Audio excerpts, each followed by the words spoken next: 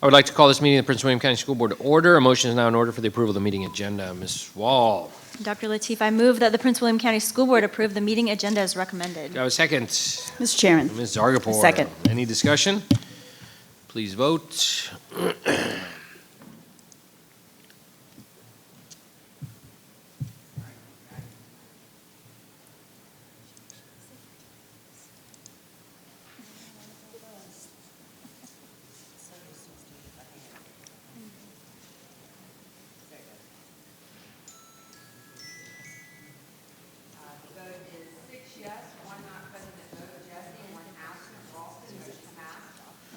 Moving on to motion to enter closed session. A motion is in order.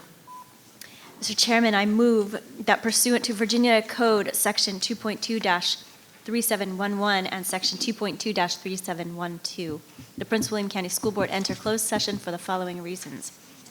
1, to discuss with staff the appointment, transfer, release, assignment, and promotion of specific officers and employees pursuant to Virginia Code Section 2.2-3711A1.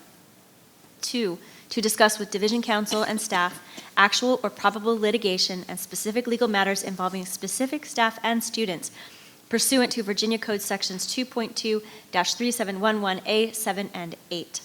3, to discuss with Division Counsel specific legal matters involving collective bargaining pursuant to Virginia Code Section 2.2-3711A8. 4, to discuss the award of a public contract to employees' exclusive representative which involves the expenditure of public funds and the terms or scope of such contract where discussion in an open session would adversely affect the bargaining position or negotiating strategy of the public body. And 5, to discuss and receive briefings by staff members related to the security of school facilities, the safety of persons using such facilities, and actions taken to respond to such matters, where discussion in an open meeting would jeopardize the security of such facilities pursuant to Virginia Code Sections 2.2-3711A19. Do I have a second? Mr. Chairman. Ms. Zargarpur. A second. Any discussion? Please vote.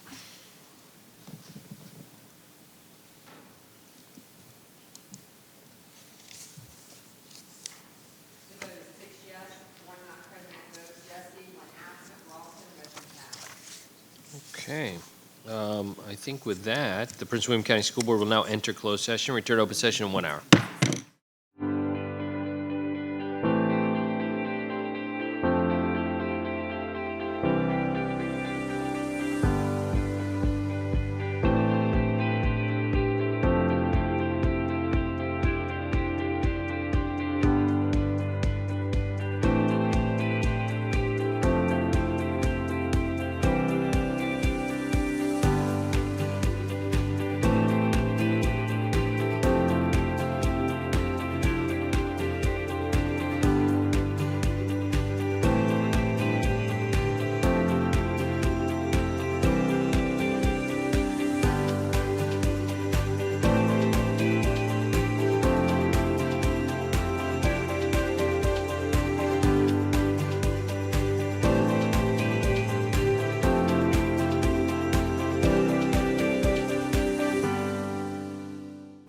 The Prince William County School Board will now re-enter open session from closed.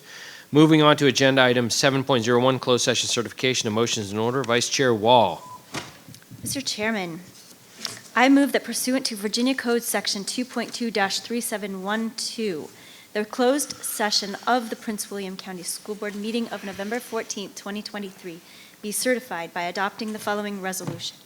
Now therefore be it resolved that the Prince William County School Board hereby certifies that to the best of each member's knowledge, 1, only public business matters lawfully exempted from open meeting requirements was discussed in the closed meeting to which this certification resolution applies, and 2, only such public business matters as were identified in the motion convening the closed meeting were heard and discussed or considered by the school board.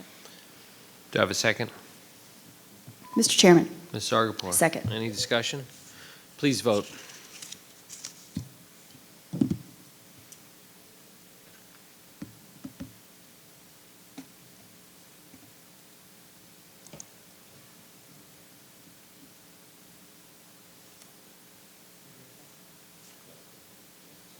The vote is 7 yes, 1 absent. Ralston, motion passed. Moving on to closed session action items, a motion in order for 8.01, approval of appointments and releases of specific employees. Vice Chair Wall. Mr. Chairman, I move that the Prince William County School Board approve the appointments and releases of specific employees as presented in closed session. Do I have a second? Mr. Chairman, Ms. Zargarpur. I second. Any discussion? Please vote.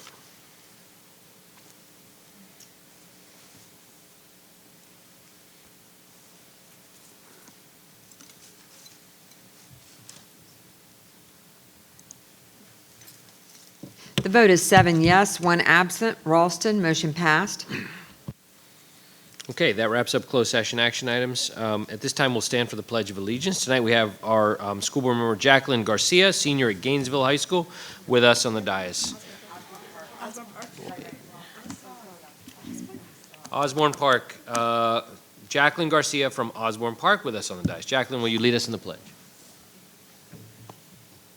I pledge allegiance to the flag of the United States of America and to the republic for which it stands, one nation, under God, indivisible, with liberty and justice for all.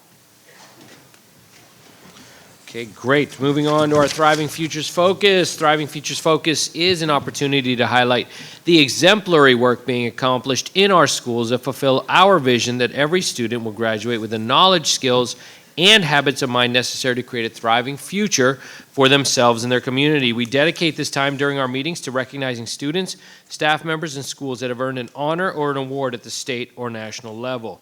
We appreciate how these honorees have positively represented Prince William County Public Schools, and the school board is proud to recognize them publicly for their accomplishments. First, I would like to share that I am thrilled to announce something we learned just this past weekend. Cadet Fahad Abdul Razak has been named a 2024 Rhodes Scholar. Fahad is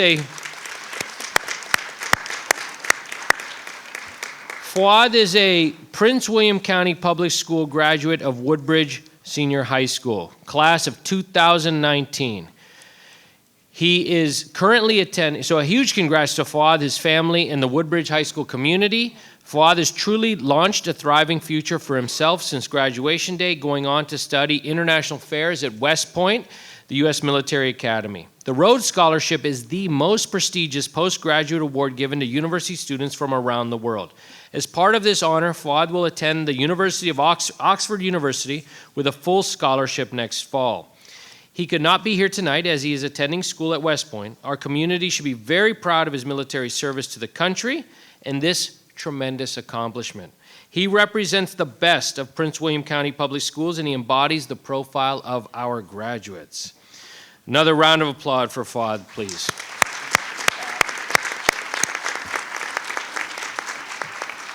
And yeah, terrific photo of this young man. Moving on to school board, we'll now recognize the 5 Prince William County Public Schools that have earned recognition from the College Board's Advanced Placement or AP program. We will also recognize 2 students who scored a perfect score on the AP test, as well as our 2 National Merit Scholarship semifinalists. The AP School Honor Roll recognizes schools whose AP programs are delivering results for students while broadening access. Schools can earn this recognition annually based on criteria that reflect a commitment to increasing college-going culture, providing opportunities for students to earn college credit, and maximizing college readiness. The AP School Honor Roll offers 4 levels of distinction: bronze, silver, gold, and platinum. Additionally, schools on the AP School Honor Roll may also earn the AP Access Award, honoring schools that demonstrate a clear and effective commitment to equitable access to advanced coursework. The AP Access Award honors schools that encourage more responsive, inclusive, and equitable opportunities for marginalized students taking AP courses. To earn this award, the underrepresented students who take the AP exam must match the school's overall demographics. These prestigious awards show exceptional efforts to prioritize student achievement in advanced academics and demonstrate the rigor Prince William County Schools offers. We begin our recognition with Ms. Adele Jackson of the Brentsville District. Ms. Jackson. Thank you, Mr. Chairman. The Brentsville District would like to recognize Patriot High School for earning the 2023 AP School Honor Roll Silver Medal. I'd also like to recognize Nia Epperson, who is one of the only 459 students in the world to earn a perfect score on the AP Computer Science Principles exam. Nia received a maximum score on each portion of the exam. Let's give her a hand.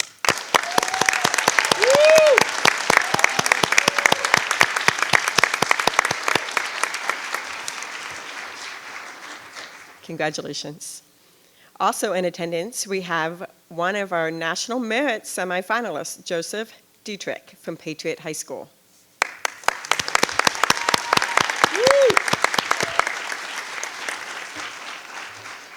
The officials of the National Merit Scholarship Corporation announced the names of over 16,000 semifinalists in the 69th Annual National Merit Scholarship Program. These students entered the 2024 National Merit Scholarship Program by taking the 2022 preliminary SAT National Merit Scholarship qualifying tests. The pool of semifinalists represents less than 1% of the nation's high school seniors, so congratulations.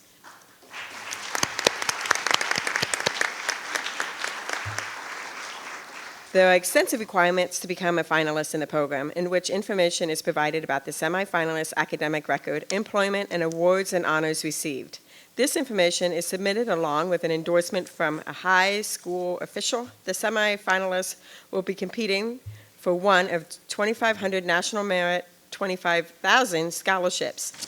About 840 corporate-sponsored merit scholarship awards will be provided by approximately 160 corporations and business organizations for finalists who meet their criteria, such as children of the grantor's employees or residents of communities where plants or offices are located. In addition, about 160 colleges and universities are expected to finance some 3,800 college-sponsored merit scholarship awards for finalists who will attend the sponsor institution. Congratulations, Joseph. Let's give him another round of applause, and Ms. Nia. So congratulations to you both. Patriot High School is represented tonight by Principal Dr. Michael Bishop and educators Randy Warren and Amy Lehan. Dr. Bishop, would you like to take a minute to speak on behalf of these outstanding accomplishments?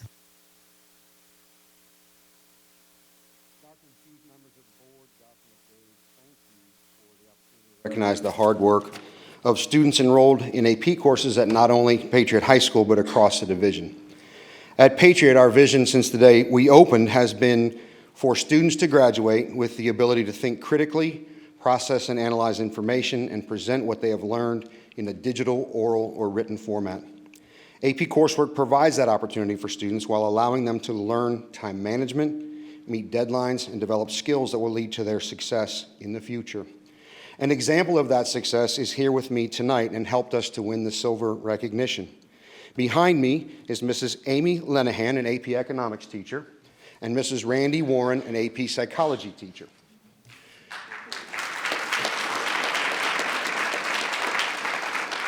Two of their students came with me tonight. Mrs. Elaine Yoon, who will complete 12 AP courses by the time she graduates, in the last 2 years has taken 7 AP courses and has earned a 5 on every one of them. Wow.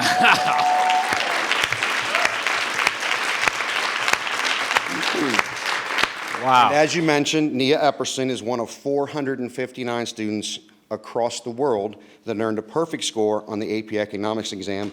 She will also complete 11 AP courses by the time she graduates.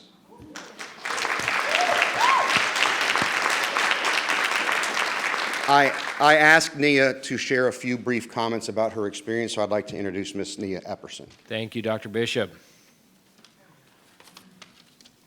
As a student who's taken AP classes since sophomore year, I've seen firsthand the widespread impacts it's had on my classmates and me, both inside and outside the classroom. In school, many of my AP classes have spurred meaningful conversation between teachers and students and helped to promote learning beyond the standard curriculum, while also teaching me the value of a good academic standing.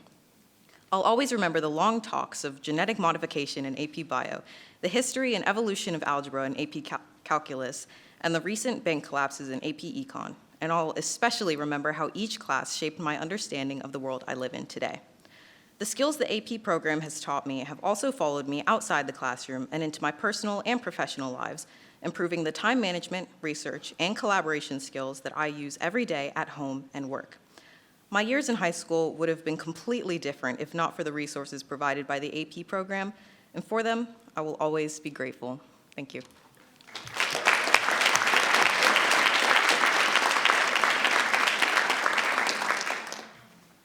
that me? Yeah. Ms. Epperson, that was the best advertising I think we could have had for everyone in the division to follow your lead, and for all of our faculty and our students to encourage students to really try hard to do this advanced coursework. Thank you for those wonderful words, and Dr. Bishop and staff, thank you. Always outstanding work from your high school. Thank you. Moving on, Ms. Jackson, thank you. From the Coles District, Ms. Lisa Zargapur will introduce our award-winning school. Thank you, Dr. Lateef. The Coles District would like to recognize Osborne Park High School and Charles J. Colgan Senior High School. Osborne Park is recognized tonight for earning the 2023 AP School Honor Roll Silver Medal. Osborne Park High School is represented tonight by Principal Lisa Marie Kane, Assistant Principals Lindsay Walton and Dylan Grazier, and educators Ann Walters and Lisa Petrovich. Also in attendance tonight is one of our National Merit semifinalists from Osborne Park, Sky Auger. Congratulations to Sky. Let's give him a round of applause.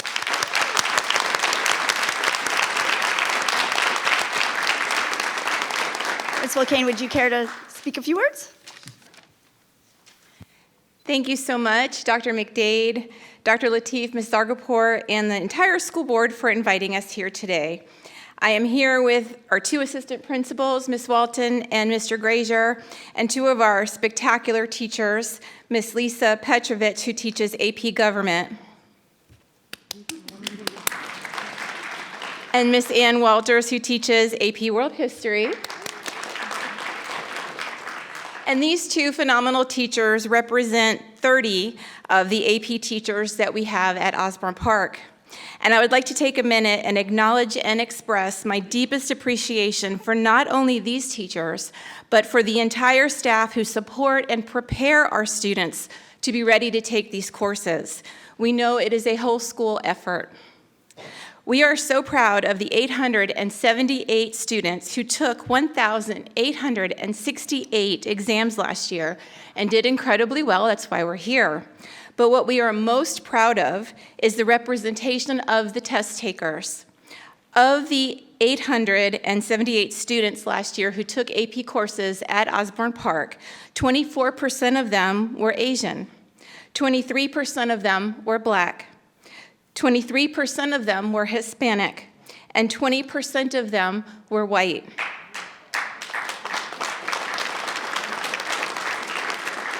The diversity is a testament of the culture of opportunity and high expectation that we set for all of our students at Osborne Park High School. So we're very, very proud of them.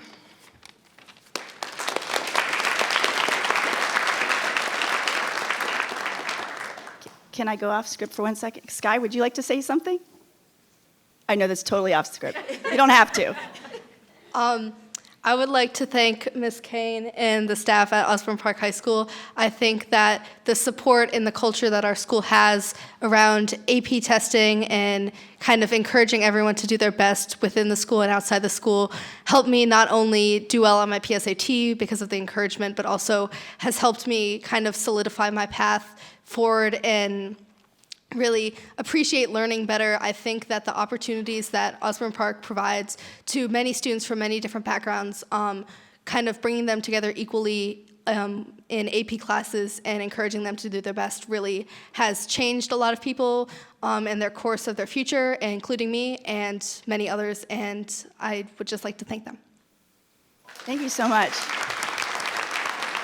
Dr. Lateef, I think that was an awesome commercial, too. That's as good as off-the-key remarks as I've ever heard. Very well said, Sky, and thank you for telling us about the culture at your school. We're very excited about that. Thank you so much. Thank you. The Coles District will also recognize Colgan High School for earning the 2023 AP School Honor Roll Silver Medal and the 2023 AP Access Award. Additionally, Colgan student Fernando Cedeno Pereira is one of only 247 students in the world. Wow. Yes.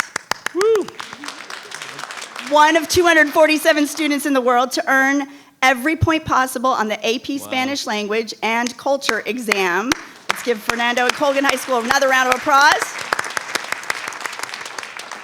Colgan High School is represented tonight by Assistant Principal Melissa McClellan and educators Stephanie Brown, Kyle Minner, Janelle Whalen, Jackie Martinez, and Sue Watts-Stempel. Ms. McClellan, would you care to provide a brief remark or two? Dr. Lateef, school board members, and Dr. McDade, thank you for having us here tonight to honor Colgan High School and Fernando in his excellent accomplishments.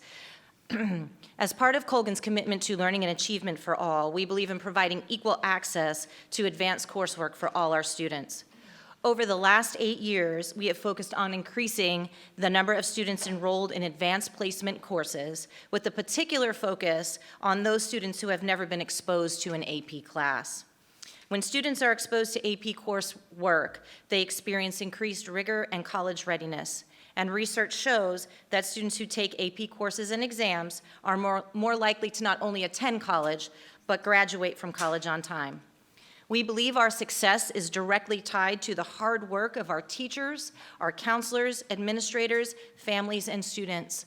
Our AP teachers, and I have 5 of them here tonight, Mr. Kyle Minner, who teaches AP English Literature and Composition, Ms. Janelle Whalen, who teaches both our Comp Sci Principal class and Computer Science A, Ms. Stephanie Brown, AP Biology, Mrs. Jackie Martinez, AP Spanish, and Ms. Sue Watts-Stempel, who teaches AP Human Geography and AP Comp Gov. I forgot Mr. Minner also teaches AP Research this year. So these teachers, along with all of our other AP teachers, work tirelessly to support our students and to provide the encouragement they need to be successful in our AP courses. And I would also like to take a moment to talk about Fernando here and his wonderful accomplishment. He was one of 247 students in the world, not just in the United States, but in the world, to earn a perfect score. And on that AP Spanish exam, you have to read, write, speak, and listen in the Spanish language. So that is quite an accomplishment for him. I would like to say congratulations to him, and thank you again for honoring Colgan High School tonight.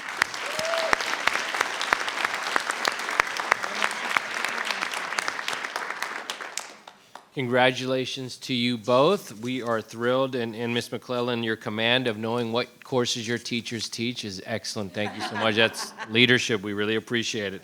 Ms. Argaport, thank you. I now invite Vice Chair Jen Wall, representative of the Gainesville District. Ms. Wall. Thank you, Dr. Lateef. On behalf of the Gainesville District, it is my pleasure to recognize Battlefield High School. Battlefield is honored tonight for earning the 2023 AP School Honor Roll Silver Medal and the 2023 AP Access Award, which we heard about earlier, both of those things. Battlefield High School is represented tonight by Principal Dolores Lucas, Assistant Principal Chris McMillan, and educators Dawn Fair, Michelle Adkins, Brianna O'Connor, and Jean Weber. Principal Lucas, would you like to share a few words about these achievements? Thank you very much. Good evening. On behalf of Battlefield High School, we would like to thank the Prince William County School Board and Dr. McDade for inviting us to be recognized on receiving 2 awards from the College Board. And we thank College Board for honoring the achievements of our school. As mentioned, we do have some of our teachers here. We have our assistant principal, Mr. McMillan. We also have Ms. O'Connor, who teaches AP Lang. We have Don Fair, who is the department chair for social studies. We have Ms. Michelle Atkins, who teaches AP Econ. I think you have like 4 or 5 sections of those. And we have Ms. Jean Weber, who teaches our AP seminar classes.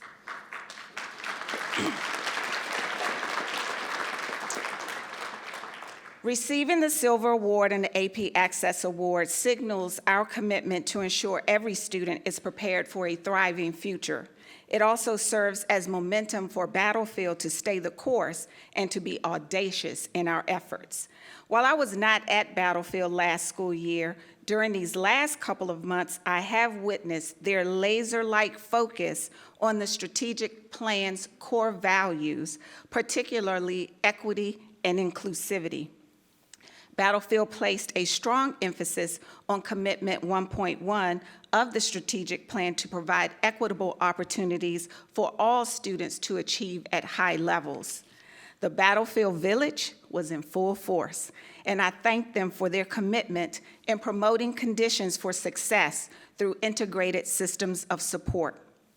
Our teachers work together to differentiate instruction to meet the needs of students. Administration worked to review student progress data and provide the appropriate leadership.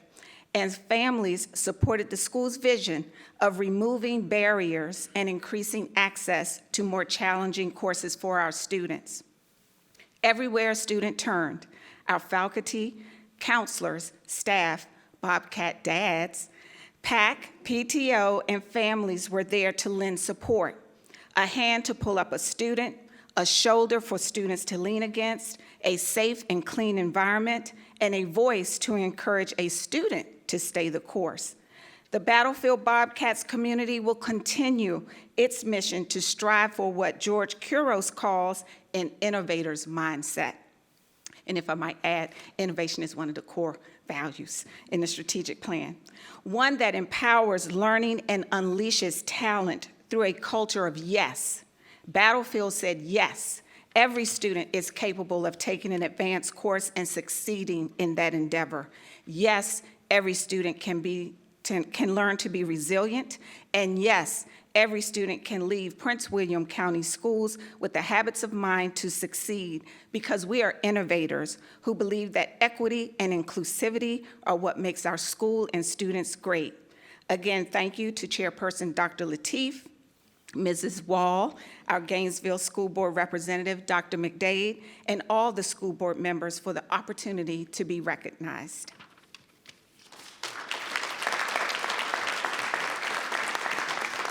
Congratulations, Battlefield, and thank you, Ms. Wall.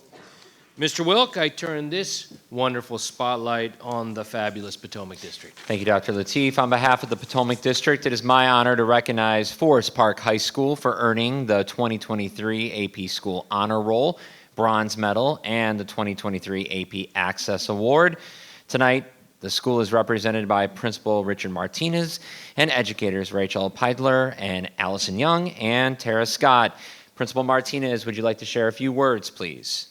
Thank you, Mr. Wilk. Dr. Lateef, school board members, as well as Dr. McDade. I want to thank you all for this opportunity to be present here with two of my staff members who are also instructional leaders and mentors to staff, Ms. Allison Young, Social Studies. She's done AP World History as well as AP Human Geography, and Ms. Rachel Peitler, who teaches AP Comp Sci and leads our math department. I must share that this feat is a result of a group effort. This is my 11th year now at Forest Park, and it's a group effort of admin, school counselors, instructional leaders, teachers, and students who choose to accept and rise to the challenge of taking these type of courses. We've also gone into the world of dual enrollment, so sometimes we do not have students who take the AP, but they rise to the challenge with dual enrollment as well. The AP Honor Roll recognition is not something that we thought of. We were just looking to provide opportunities to be recognized with our sister schools, Patriot, Osborne Park, Colgan, and Battlefield, is a testament of the opportunities that Prince William County affords our students.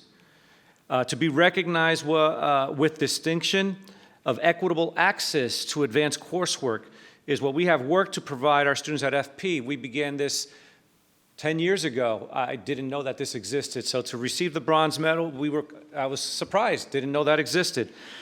But Patriot and I are the last two schools that will be entering to the Equal Opportunity Schools program. We had a meeting today, so I just look at it that what we're learning now is just going to enhance what we offer our students even more. We hope that our work this year, being part of the EOS schools, will lead to even more participation and growth for our students. So thank you very much, and congratulations to all the sister schools as well.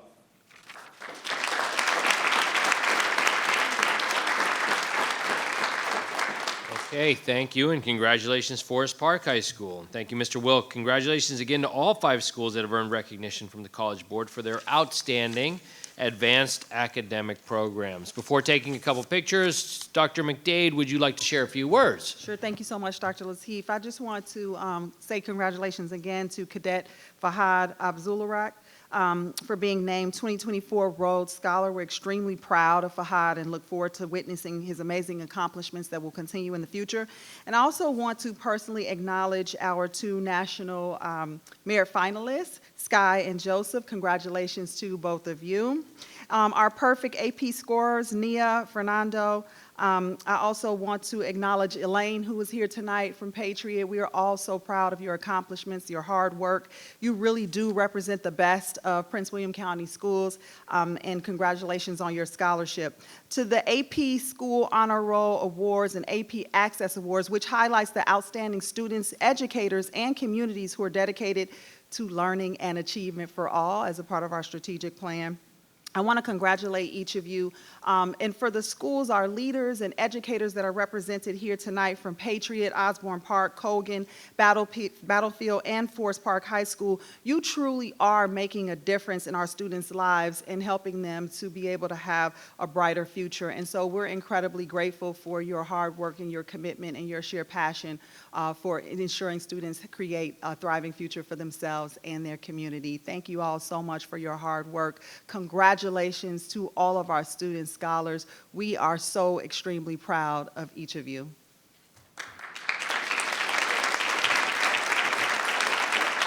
Thank you, Dr. McDade. At this time, I'd like to request our honorees to come forward for a photo with the school board and to receive a small token of our appreciation. We'll start with one photo that includes Battlefield High School and all the winners. Well, I'm going to let Diana, you want to work this out? No, you were right. Okay, are we doing Battlefield and OP and Patriot together? Yes.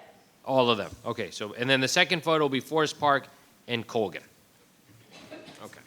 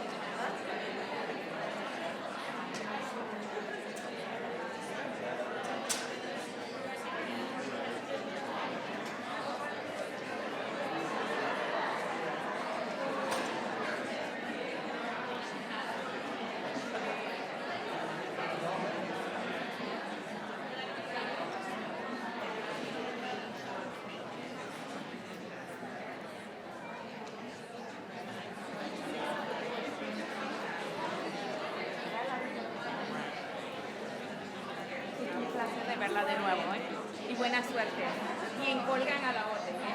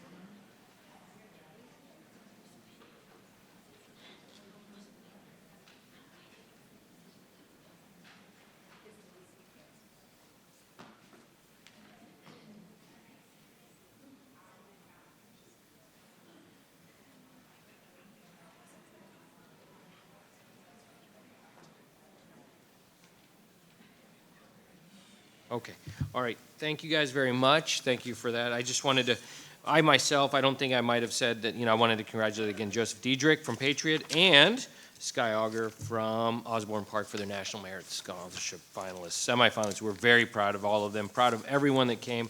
This was a great event tonight. Thank you all so much for your patience. We are now moving forward with, where am I next? Where am I next here? We are adoption of the consent agenda, 11.01. Vice Chair Wall. Mr. Chairman, I move that the Prince William County School Board approve the public meeting consent agenda as recommended. Do I have a second? Mr. Chairman, Ms. Zargarpur. I second. Any discussion? Please vote.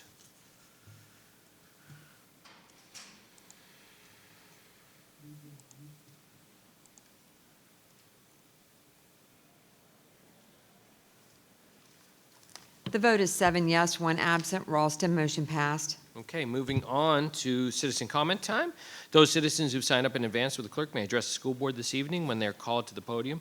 The citizen comment period for regular school board meetings is 1 hour, and citizens may speak on agenda items or other topics germane to the operations and policies of PWCS. Please use proper decorum and manners while at the podium, or you'll be asked to step aside. We ask that the audience please be respectful of each speaker and refrain from any clapping, cheering, or jeering to avoid disruption of the meeting. If you do not do so, the board will recess, and I'll ask the room to be cleared to restore public order. Tonight we have 20 citizens signed up to speak. When I call your name, please come up to the podium and state your name and address for the record. We'll call the first 5 up and then grab seats up front. Kimberly Singleton, Kristen Morris, Isabelle Henderson, Mary Bounds, and Megan Landis. Kimberly Singleton.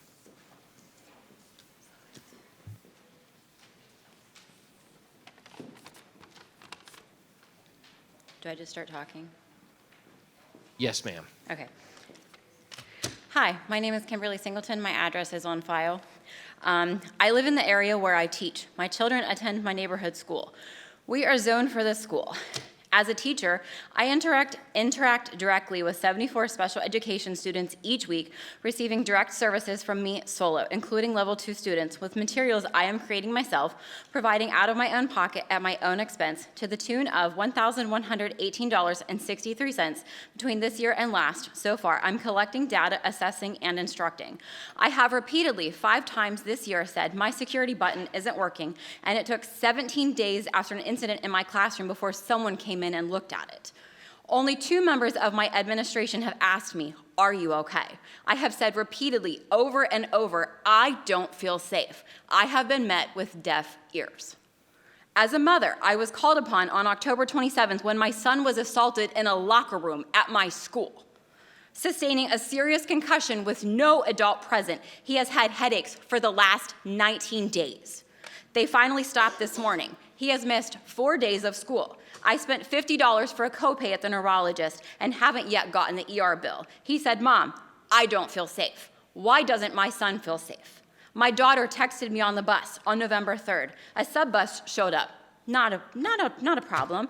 She was sent to school standing over a mile.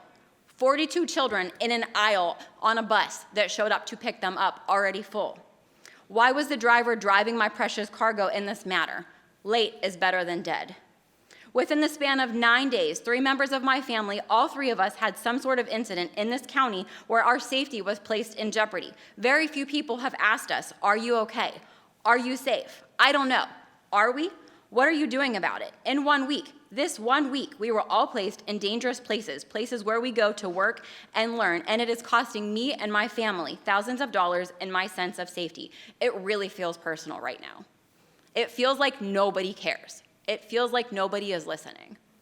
We are not okay. Please do better. Thank you. Kristen Morris.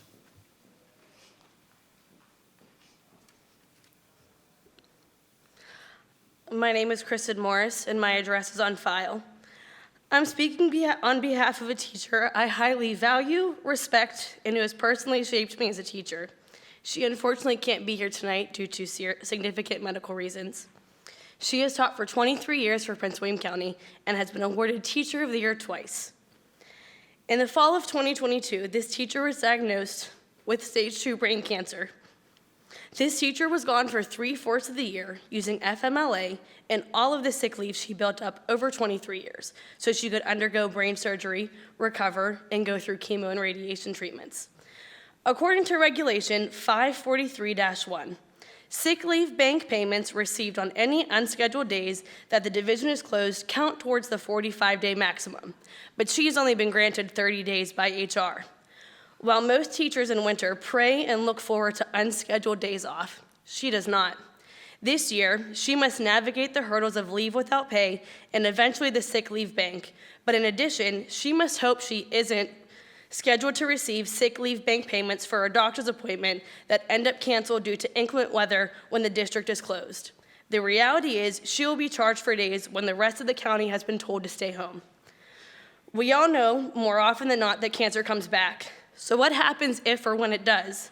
That's when leave again for more surgeries, more chemo, more radiation, and even more doctor's appointments. What happens after she has used the 30 days granted by HR from the sick leave bank? She burned through so much leave last year, she only has a fraction of what she had to try and make it through this year. Did I mention she's a mother? We all know kids get sick, often at the worst possible times. The division should consider revising the sick leave bank policy, especially considering how many chronic illnesses there are amongst its employees. Employees should be allowed to exceed the days granted by HR if they have leave specifically donated to them by their coworkers. In her 23 years, she forged relationships with numerous people who can't help her with her cancer, but who would be willing to help her by donating well over 30 days of sick leave. I don't understand why the county cares who we donate our leave to. If we have it and are willing to give it, we should be able to give it to anyone we specify. Being hit with an illness with this magnitude is hard enough to deal with, let alone figure out how you're going to get through it financially when you're employed full-time and have been loyal for 23 years to the same district. We can't afford to be sick. Do you really wonder why we come in sick and this is what we face? We don't know what the future holds and feel like we must hold on for dear life to our sick leave for any unknown emergencies. We have to risk our health because we can't financially afford to miss work. I can't give her a new bill of health or ease her financial burden. I can't afford my own, but I can contribute directly to her sick leave time so she can take care of her health. And today I find out she was diagnosed with a new cancer. Isabelle Henderson.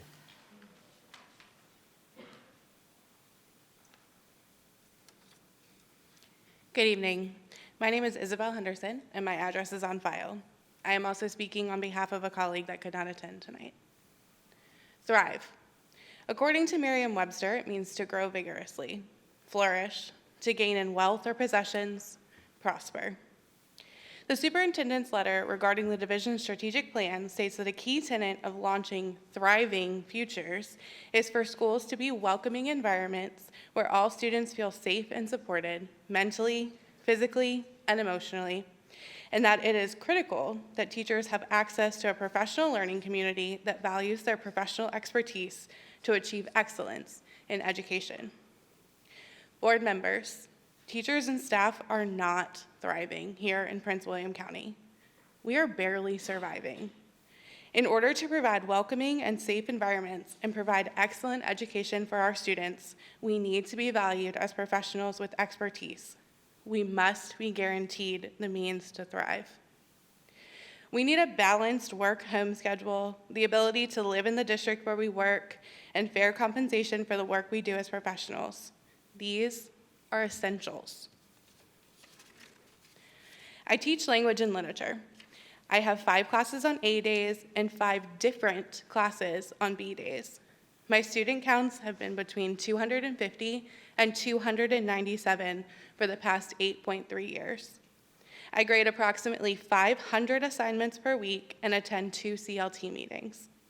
There are twice as many phone calls to make, parent-teacher conferences, IEPs, and intervention meetings to attend, and copies to be made.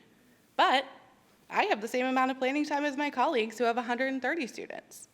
What's my compensation for twice the workload? The stipend I'm paid equates to only 1.5 to 2 additional hours per week, rather than being compensated for teaching an additional 5 classes. Is this fair?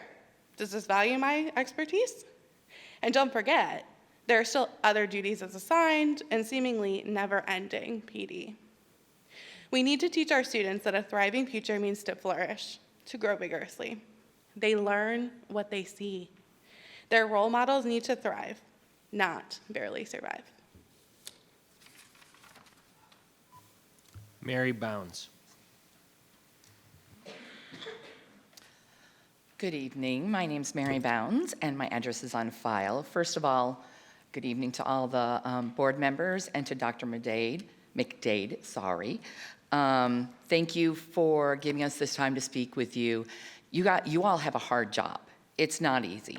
We're up here every week. You're listening. I see everybody trying to use their active listening strategies, and we are back there too. But, you know, it's got to feel like a broken record to you. See, I have all these notes, but I'm not even we got to be like a broken record. And all we're asking is to feel valued. Do you know when I was a pre-K teacher, I never had a duty-free lunch, ever, never. We want that in the contract so that preschool teachers can have a duty-free lunch. Why do we not deserve that little thing? The first speaker doesn't feel safe. I didn't feel safe at all last year. And if you remember me talking the last time, I didn't feel safe at all, and nothing was done. Luckily, this year, when I got punched by a student, that student was at least suspended. But guess what? That very rarely happens. I don't understand what the contract negotiation team is and what the school board, what are you so afraid of? Are you afraid to make your teachers happy? Do you know what the conversation at dinner today was? It was how many times you got kicked. It was feeling threatened by parents. It was that everybody is afraid of the kids, so nobody wants to do anything. That's what teachers talk about now. It's not about how much we love the kids. It's about how we're surviving. And I feel like if you are not in our position, you probably feel like we're exaggerating. I mean, I can't imagine what it's got to be like, oh my God, here they come again. But why don't you want to give us a contract? We're not asking for 7 hours of planning time. We're not asking for an hour of duty-free lunch. We just want what's deserved of us. We just want basic rights like everybody else. I want to feel safe when I go to work every day. I want to feel like I matter. And thankfully, I work in a school where I feel like I matter.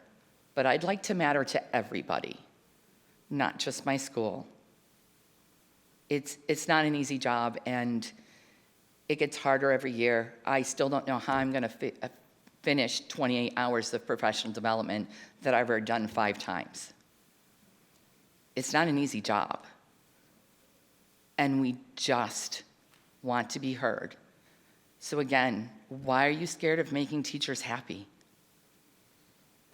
What's going to keep us if you don't?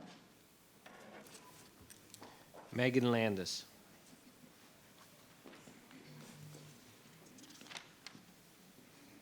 Good evening. My name is Megan Landis. I am a mother of 2 Prince William County School students in the Gainesville District and a wife of a Prince William County school teacher in the Neabsco District. I am here tonight to implore you to support a fair collective bargaining agreement for Prince William County School classified and non-classified staff, not just for the sake of your thousands of dedicated PWCS employees, but for the over 89,000 students and their families, including my own. Over the last 5 years, I have watched my husband, my children's teachers, and countless other school employees face unprecedented and escalating challenges with diminishing resources. And I have seen firsthand the sacrifices that they make to their personal time, their finances, their physical and their mental health in order to try to shield our students from the impacts to their education. Time and time again, they rise to the challenge only to be met with more demands, including tasks that fall outside of their contracted work and hours, less resources, and pay that is not only insufficient for the cost of living in this county, but is significantly less than our neighboring jurisdictions.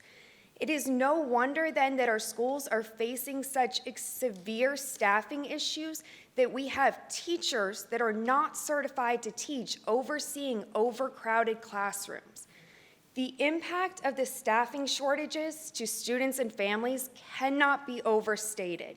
You have students like my 8-year-old who are getting their IEP services virtually because you do not have enough professional staff to oversee in-person instruction.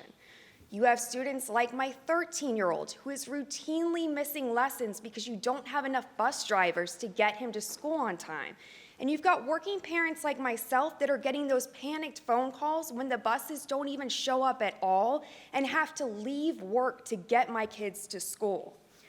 Fully staffing schools is the responsibility of this school board, and quite frankly, you have failed to adequately address this over the last 4 years.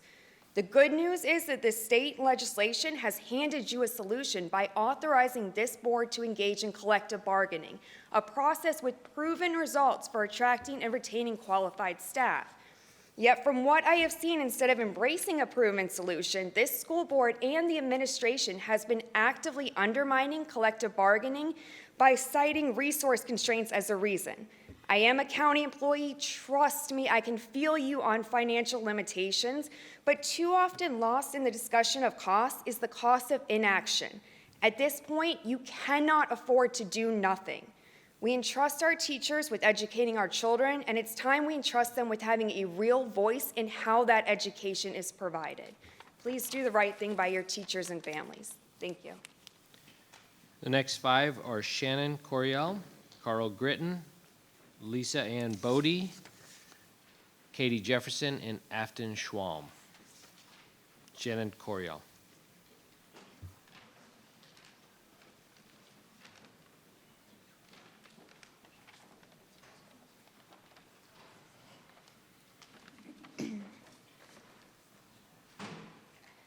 My name is Shannon Corel, and my address is on file with the clerk. I am an educator in Prince William County Schools, here to speak on the 7 contract negotiations. 2 weeks ago, I gave a speech to the board and have been afforded another opportunity to address my concerns. To summarize my last speech, I work 10 hours of unpaid overtime a week, 360 extra hours a year. Yet I can barely afford to rent a windowless basement apartment with no kitchen in this county. Today, I am here to elaborate on 2 factors that make the working conditions in PWCS unsustainable: the persisting staff shortages and the unreasonable workload, issues that could be alleviated through the 7 contract negotiations. On average, PWCS teachers leave in 5 years. Many of them feel defeated and leave teaching altogether. This is the 2nd year at my school, and I have already worked with 5 new CLT members and 2 different curriculums. This year, I work with a 6-person CLT that includes 3 inexperienced teachers, none of whom are familiar with the current curriculum. The majority of responsibility then falls to our 1 veteran teacher who has taken on this labor for years. Veteran teachers are consistently supporting new people and have stayed loyal to PWCS, yet the county fails to move them past the middle of the pay scale. Teacher retention is low, and it inhibits our CLT's ability to plan and create quality content for our students. Despite these staff shortages, we are still required to manage unreasonable county expectations, the constantly changing curriculum and resources, increasing state and federal requirements, extra after-school weekly meetings, managing chaotic student behavior with limited disciplinary options, the central office personnel parading through our classrooms, and writing out complicated objectives that include UDL, DOK, and IB criteria. We don't have protected planning time. We don't even have a protected lunch. Yet teachers are asked to deliver rigorous, authentic, and differentiated lessons in this environment. It is not possible to deliver quality instruction in our current working conditions. As a result, our students' education is suffering. Prince William County's vision is for every student to graduate on time. Prince William County's mission includes an expectation of excellence from every student and employee every day. We cannot continue to be excellent without reciprocated excellence from our school board. Pass the 7 contract negotiations to keep staff in our county so we can provide our children with a quality education. Thank you. Carl Greton.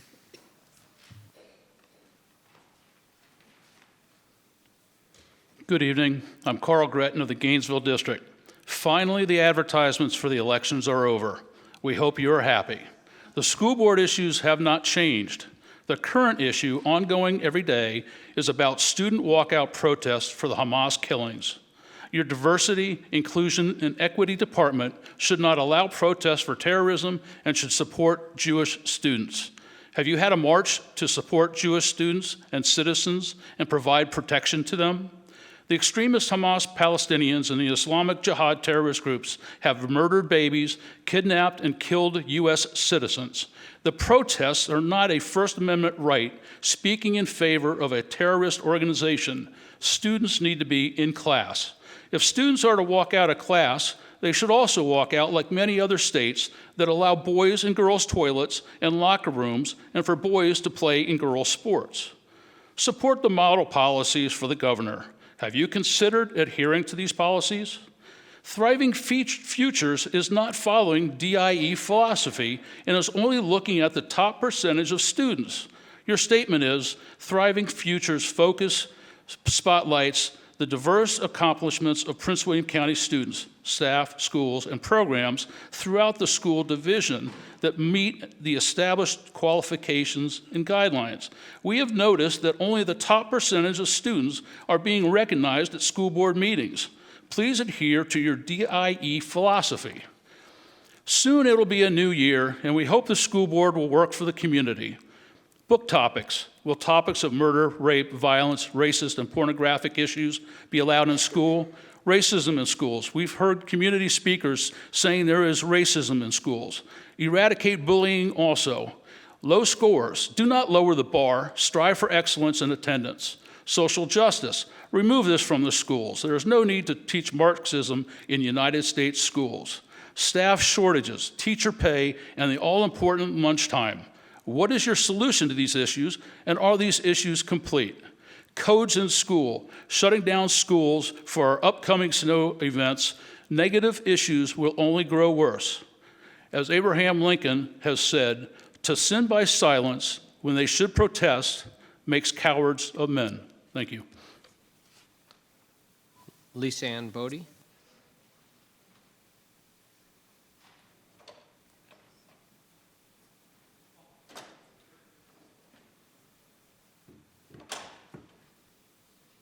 Good evening.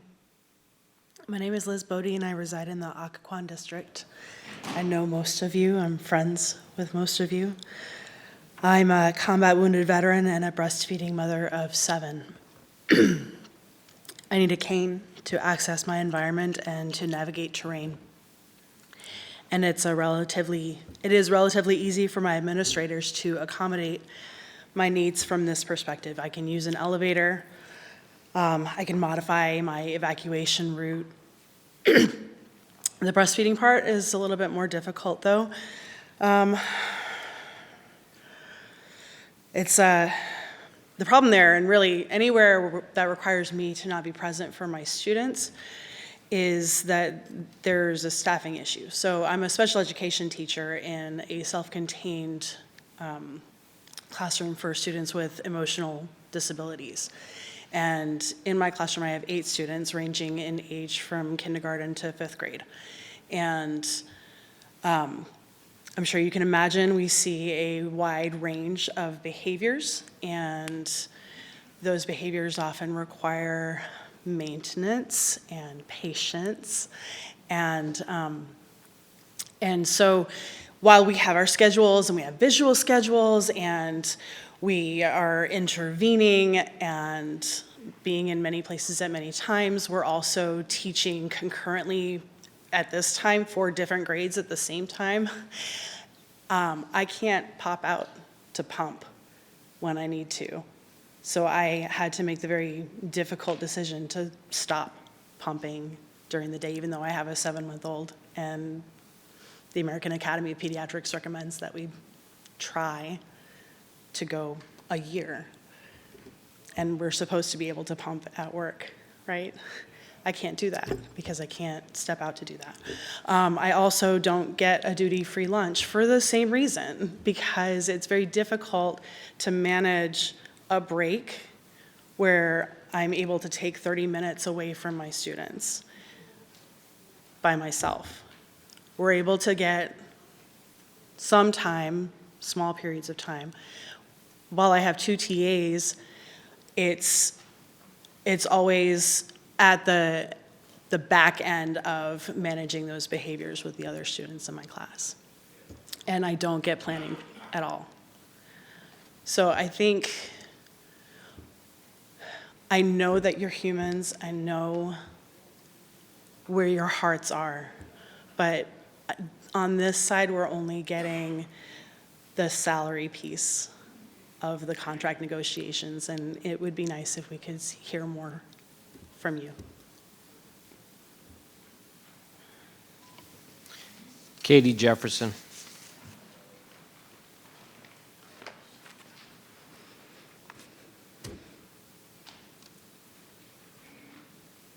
All right. Hello, my name is Katie Jefferson.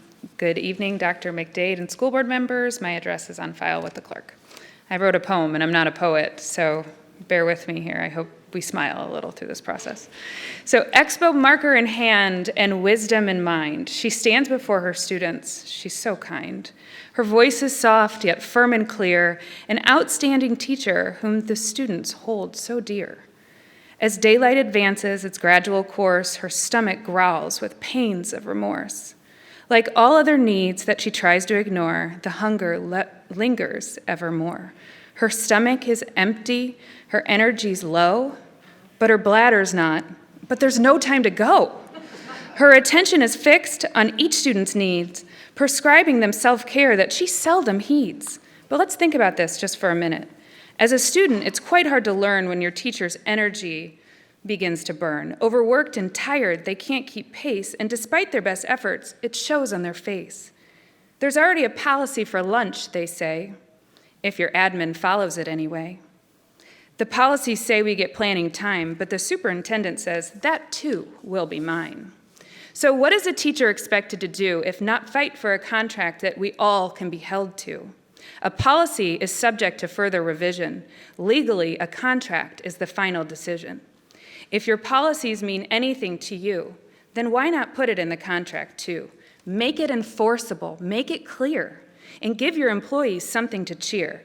Actions speak much louder than words, then make them align and turn your nouns into verbs. If you believe that you're already doing what's right, then why is this something you would even want to fight? It's time to give teachers what you know they deserve, a contract that shows you that you all have the nerve to stand up for your staff and guarantee them a break, and acknowledge that that is not your time to take. But speaking of taking, I have more to say. When the school board misunderstands a silent protest and seeks to punish the community, they only deepen the divide, and they cause more of this lunacy. For the power of a silent protest lies in its ability to convey a message that words cannot express and a passion that cannot be swayed. When the school board fails to see the value of this peaceful action, they miss an opportunity to engage in a constructive fashion. For when the government silences its own, it denies them their rights, their voice, and their home. It creates a world where fear and distrust reign, and where freedom and justice are held in disdain. So let us rise, let our voices soar against the board's oppressive ways, for silence is not what the community is made for. When we listen to each other and seek to build a bridge for our divide, we can build a better future with hope and unity as our guide. Afton Schwalm.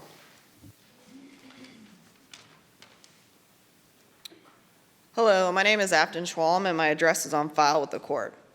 Anyone who has listened to the citizens' comments from the school board meetings over the past year have heard many school employees describe their experiences in Prince William County schools.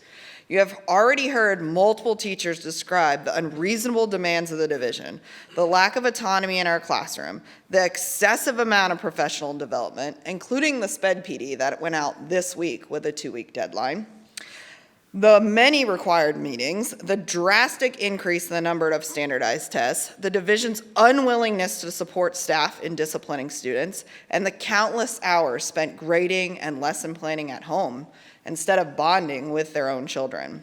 It's heartbreaking, it's infuriating, and if you haven't listened to these sorts of stories in previous meetings, I'm sure you will tonight.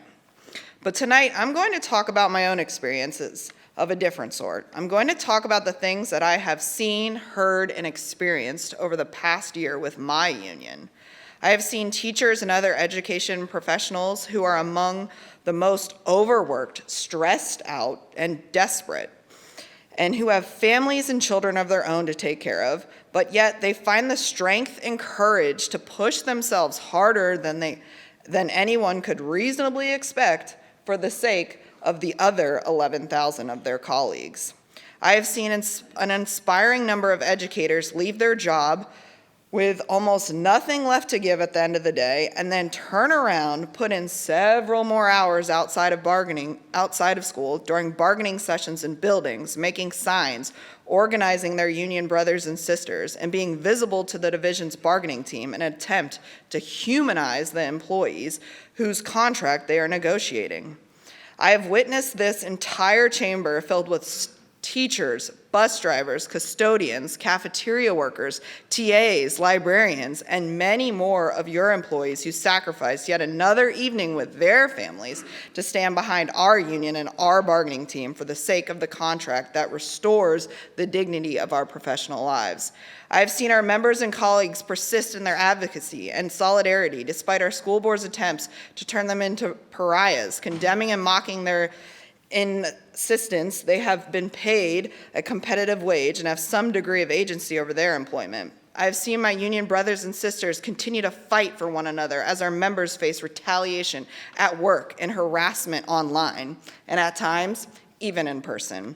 And I have seen our union and our colleagues rise to the occasion and make history for the Commonwealth of Virginia.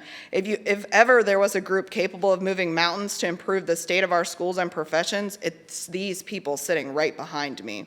If our school board and board members were as wise to the public, they would turn this passion, dedication, and talent to their own advantage, because I couldn't imagine why you'd want us to be anywhere but on your team.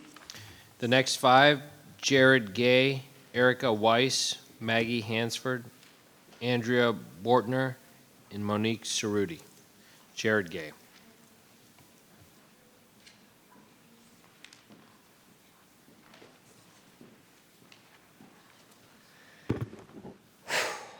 My name is Jared Gay, and my address is on file with the clerk.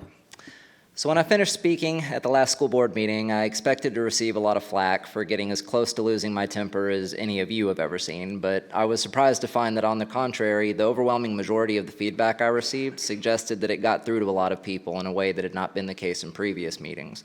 Thinking about why that was, it occurred to me that it probably had something to do with all of the other employees that spoke before and after me, who were sharing their deeply personal and emotional experiences of how McDade and the school board's actions and inaction have hurt them, their families, and their students.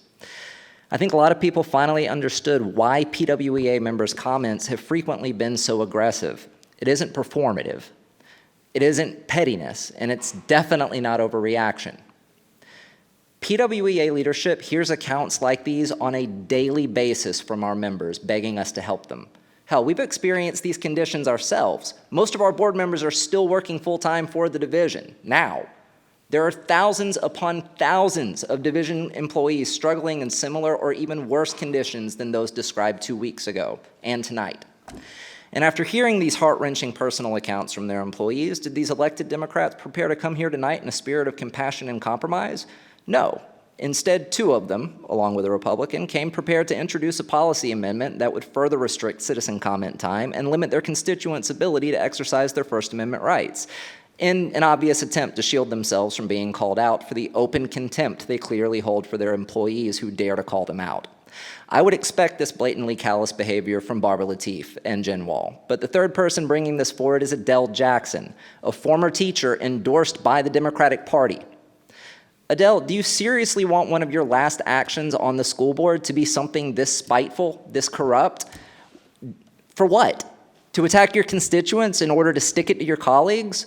Why do you want that to be your legacy? So yeah, these things do make me angry.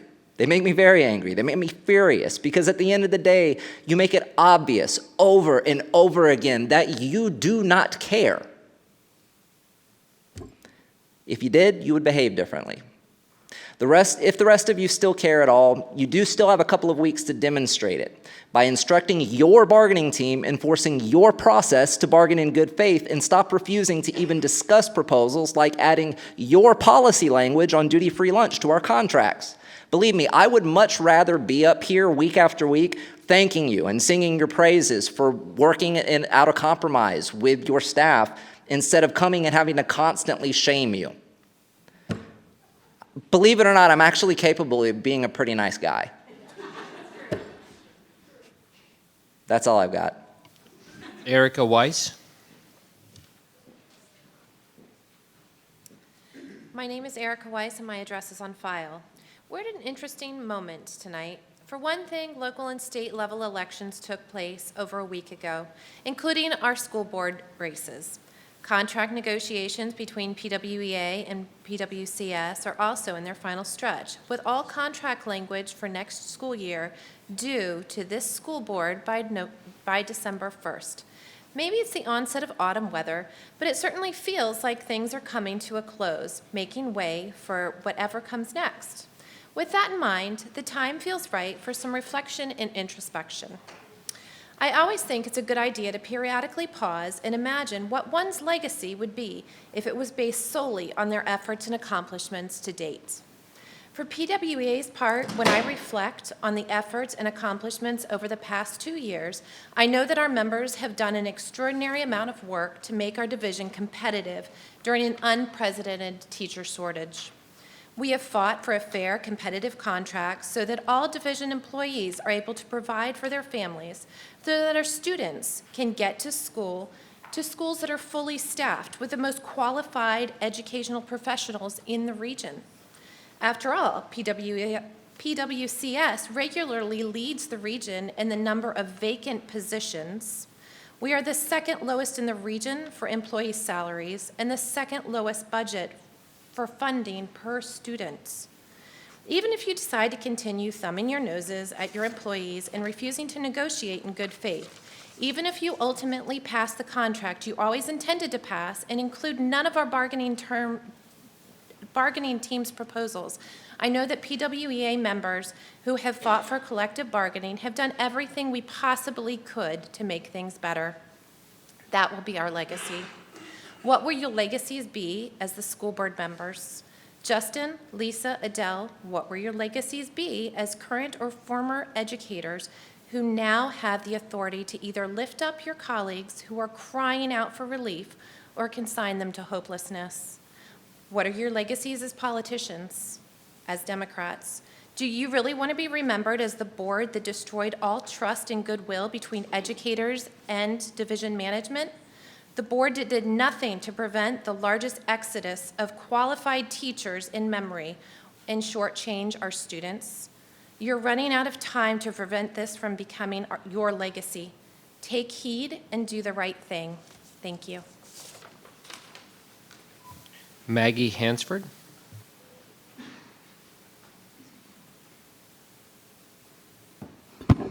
Hi, my name's Maggie Hansford. My address is on file with the clerk. I'm going to respectfully ask School Board Member Jen Wall to stop laughing at staff that are coming up to speak. We see you. It's inappropriate. Please stop. Everything I'm about to say is not funny, just to lay that out there. First thing I want to say is sick bank was brought up about a staff member of yours who has cancer.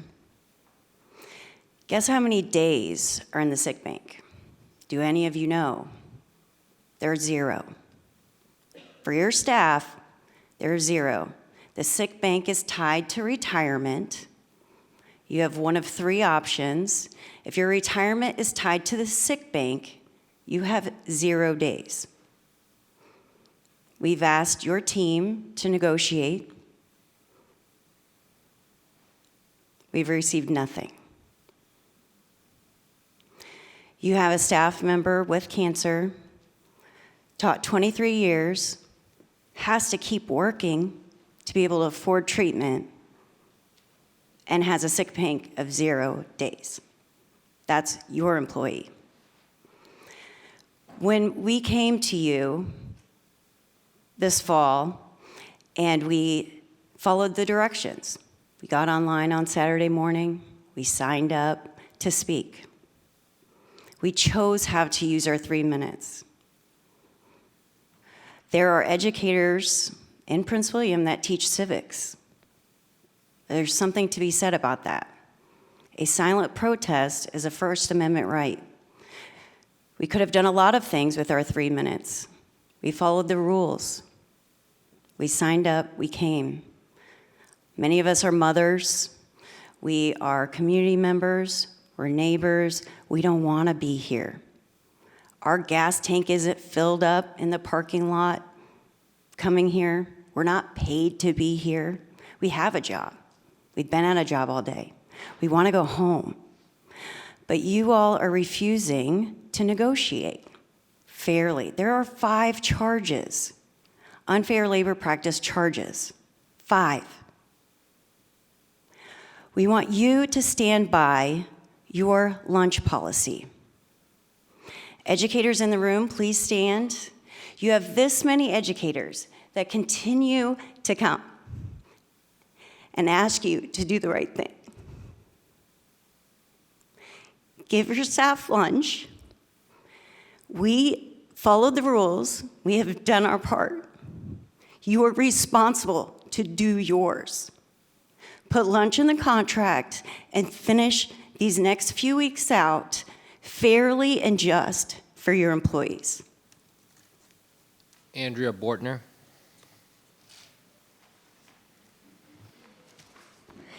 Hi, my name is Andrea Bortner, and my address is on file. On May 1st, 1969, Fred Rogers, host of Mr. Rogers' Neighborhood, appeared in Washington, D.C., before the Senate Subcommittee on Communications to express his disagreement with a proposal to cut federal funding for public broadcasting from $20 million to $10 million. And in just 6 minutes, Mr. Rogers was able to convince them to keep the budget at a full $20 million. That's right, even Fred Rogers was an activist. I love when people ask me what I do for a living. I get to tell people that I'm a kindergarten teacher. And do you know, people love kindergarten teachers. I get called an angel, a saint, a Miss Frizzle, a Mary Poppins. I can't say that many people expect someone with my kind of job to be standing here advocating for a fair contract, but at a certain point this year, I had to ask myself, if you stand for nothing, girl, what will you fall for? I fell for this idea that it was fine, that I was working for an extra 1.5 hours outside of my contract every day, because that's just what good teachers do, right? I fell for the rhetoric that I teach for the outcome, not the income, right? Don't tag us in that. I fell for the idea that I cared so much. I must be such a great teacher. I work so much for free to give my students and my great admin the best possible experience. I fell for the idea that the district could take away my planning period 2 to 3 times a week for required meetings and make me do all that work I should have been able to do then on my own time. I fell for this idea that it was okay that I was paid so much less than my other's master's degree holding counterparts because I was only working for 10 months, right? Except that 1.5 extra hours a day times 195 days is the same as 41 of our 7-hour days, plus the week that I go in for free in August to get my classroom ready and inviting for families that may be sending their kids off to a perfect stranger for the first time, plus the 14 hours of PD that are due outside of our flex hours. That's another 2 days. That means that this district is getting the equivalent of 48 days of work from me for free. And maybe I'm talking fast because I'm running out of time, or maybe it's because I'm watching so much PD on 2 times the speed, but I only have 3 minutes to convince you that PWEA proposed compensation package is worth it, and Mr. Rogers got 6. Having collective bargaining means that for the first time, I have a group of thousands that is advocating for my needs, a group that can organize all this information that teachers want you to know about our jobs, about what is important to us, because not everyone has childcare or energy to come here for hours, for free, to show you how important it is. I myself have to leave right after I'm done speaking so my husband can get to his hockey practice tonight. Every black-shirted teacher in this room represents so many more that can't do one more thing for free tonight, but they're watching from home, and they're hoping you hear, and like Senator John Pastore with Mr. Rogers, agree that we're worth it. Monique Cerruti. Monique Cerruti. Okay, next 5, Beverly Thompson, Richard Jesse, Andrew McCarthy, Turkia McCauley, and Taylor Young. Beverly Thompson.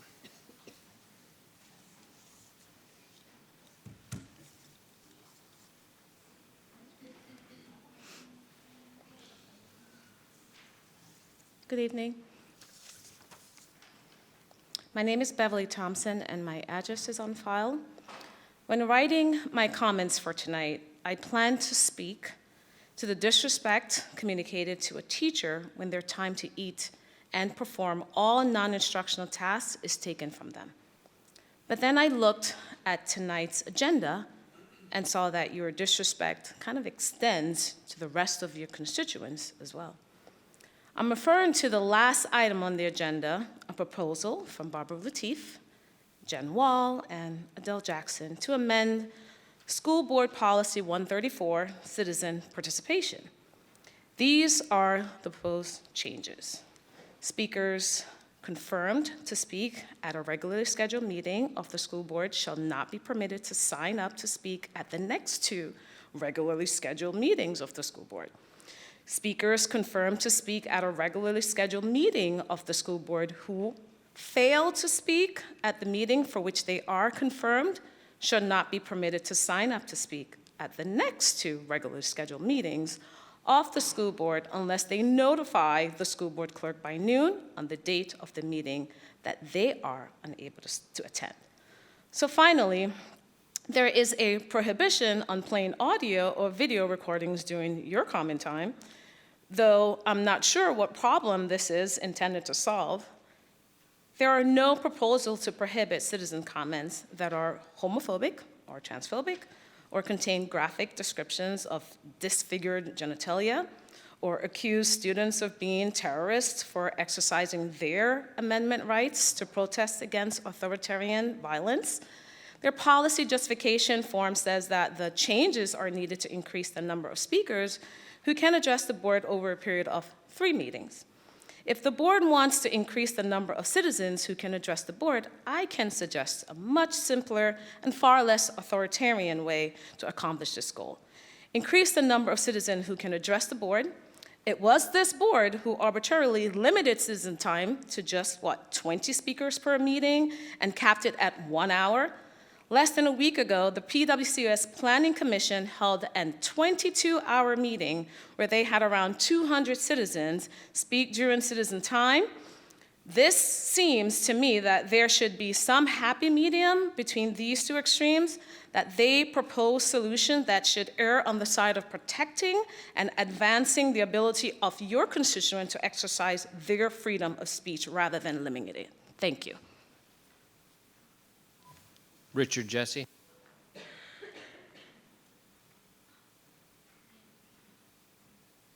Good evening. I'm Richard Jesse. My address is on file, and I am the next member of the school board to replace my wife. And I think it's going to be very interesting. And I'll start with tonight. What I would like to say is that, first of all, I wanted to talk about the people from Gainesville who used to come up and talk and said you're going to kick you off the board and so forth, and obviously that did not happen. But more importantly, I want to talk to my fellow citizens who disagrees with anyone on speaking of citizen time. It's very hard on the board when you hear only one side talking all the time. And that's what we hear. And you got to have the courage and the intestinal fortitude to come up and speak. You know, when you go out and we're campaigning and you see signs out, and I saw a lot of Republican signs. I go to a Democrat, I don't want to put out my sign because I don't want to hurt my friends and so forth. Come on, folks, get some guts and do what you need to do. Now, I also sometimes agree with some of the folks that I oppose. And I think this thing on citizen time stinks to high heaven. I cannot believe that you are trying to pass this thing. I have spoken against the citizen time rules that this board has before, and I speak against it again. I think it's a thing. I also think your naming of the schools and rules are unacceptable also. I think there's a policy in there, you have to be dead for 3 years before you can get your name on the building. I can remember when one member of this board could not wait to get to a newspaper to get John Jenkins' name on the building. It is just unreasonable. People deserve to have their props when they are alive. I remember Fannie Fitzgerald telling my wife when she had Alzheimer's and she couldn't remember anything, but she came back to the car and said, "Do you know my name's on the building?" And of course, Lily did because she helped get it on there. So I just say to you, I look forward to being on the board. I look forward to getting along, but I think these 2 policies are wrong. Thank you. Andrew McCarthy.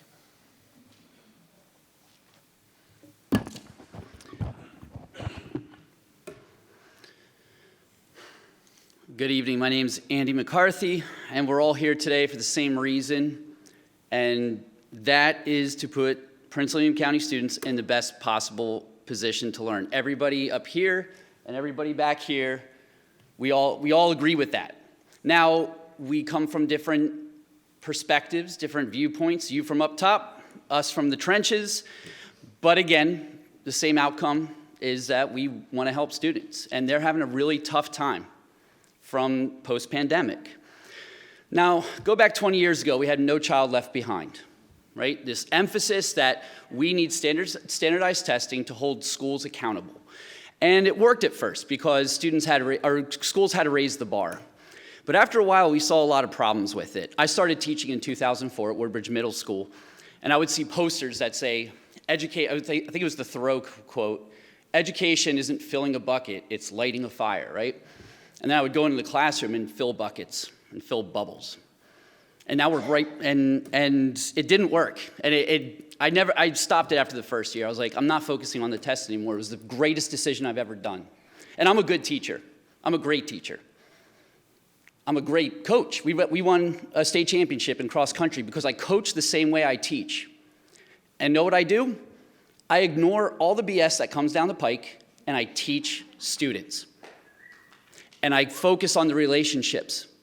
And I focus on the equity, and not all students are created equal, and they need equal opportunities, and that doesn't come from quantitative data and crunching numbers.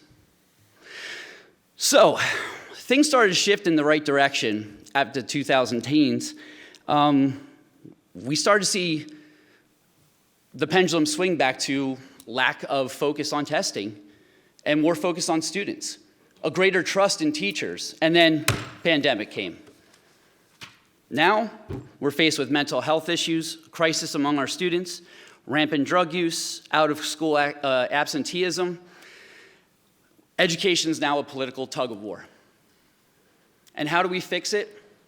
We're back to standardized testing and holding teachers accountable. Shame. Bro, you just rewound 20 years. After all the research and everything we know, we're back where we started. We're all here for the same reason, and it's the kids. Now, we look a lot at quantitative data. You all have tons of surveys and tons of feedback, lots of quantitative data. But there's also qualitative data, and that's from all the teachers that are telling you what's going on. I suggest you listen to it.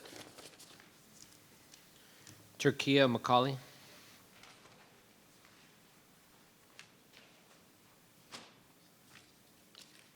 My name is Turkia Macaulay, and my address is on file. At the last meeting, I poured my heart out to everyone because I needed you to hear the sacrifices that I have made in the hopes that you would throw us a safety line. I couldn't stay the entire meeting because I chose to spend time with my family before they went to bed. While watching the rest of the meeting, I was a little bit disappointed that most of you glossed over the hardships that we talked about. While our feelings were acknowledged, you also went on to say that this isn't the correct forum to voice our concerns and stated that those concerns should be brought to the negotiation table.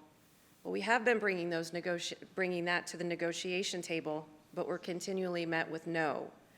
Our working conditions should be a priority of the school board that employs us. School boards have the final say on the district policies, not the superintendent or the negotiation team. We've brought numerous examples of unacceptable working conditions that include inadequate wages, long hours, and safety hazards. Rather than acting, you're passing the buck to the negotiation team. Over the past 2 years, our working conditions have gone from inadequate to toxic. In a toxic work environment, employees are stressed, communication is limited, and blame culture is prevalent. Our basic human rights shouldn't need to be bargained. When did the workload, not getting a lunch, reducing the amount of PD, and the concerns for our safety have to be negotiated? In neighboring districts, teachers are given a pre-test for some of the PD to see if they remember the knowledge from the previous year. Successfully passing the pre-test means they don't have to repeat the same training. That's time saved. Your perception is that PWEA is bringing negativity, but our perception is that PWEA is bringing us empowerment. They're listening to us and trying to find a way to help. We feel empowered to speak because what we are experiencing daily is not okay. While I'm sure you have found it tiresome, we are thankful for those people who have worked tirelessly to remind us that we deserve better and we are worth fighting for. Without clear boundaries, we work long hours, sacrifice personal time, and neglect self-care, leading to burnout, affecting our overall well-being and ability to effectively teach.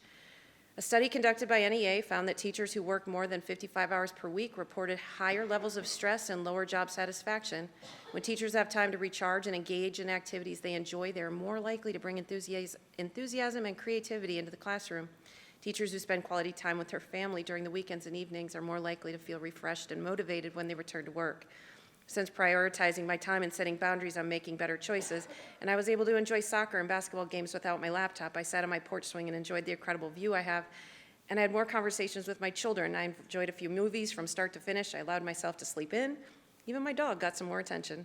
I completed everyday household chores like laundry in one day because I wasn't multitasking over the overflow of work I have, and I can't expect others to make the change for my life, so I'm going to continue to respect my contract and hold firm to my boundaries. Thank you. Taylor Young.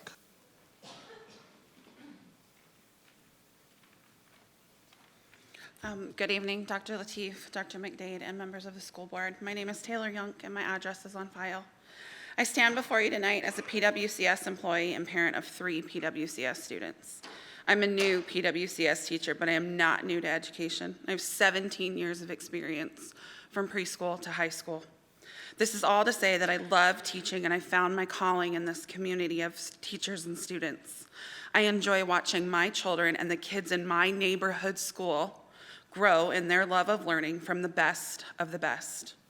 But in these first 12 weeks of school, I've seen some of the worst within PWCS. I've personally been overwhelmed to the point of tears, experienced verbal and physical abuse, and witnessed the same from my colleagues. I have been driven to consider alternative employment because the position of teacher is no longer what it was a short while ago. It is no longer planning and executing engaging lessons, grading students, and building relationships with students and their families. That is what I know as the core of teaching, but it has been changed so much from what I and my peers know and love that I am standing before you in fear that our educators are being pushed out of a severely understaffed industry. The amount of pressure our teachers are under is unsurmountable. We're often given new directives with little support or guidance on how to balance that against a full school day. We're micromanaged to complete a plethora of tasks, which is overwhelming. We are not supported to exercise autonomy in the classroom. Our expertise about how our learners show proficiency and mastery beyond the unit assessments is stifled. We have to meet the specific needs of every student, but must somehow maintain a level of rigor and challenge to a group of 25 or more unique learners. We have been questioned as to why a student reads below grade level, but is earning a high grade in our classroom. We are challenged for better results, even when a child is thriving at their level.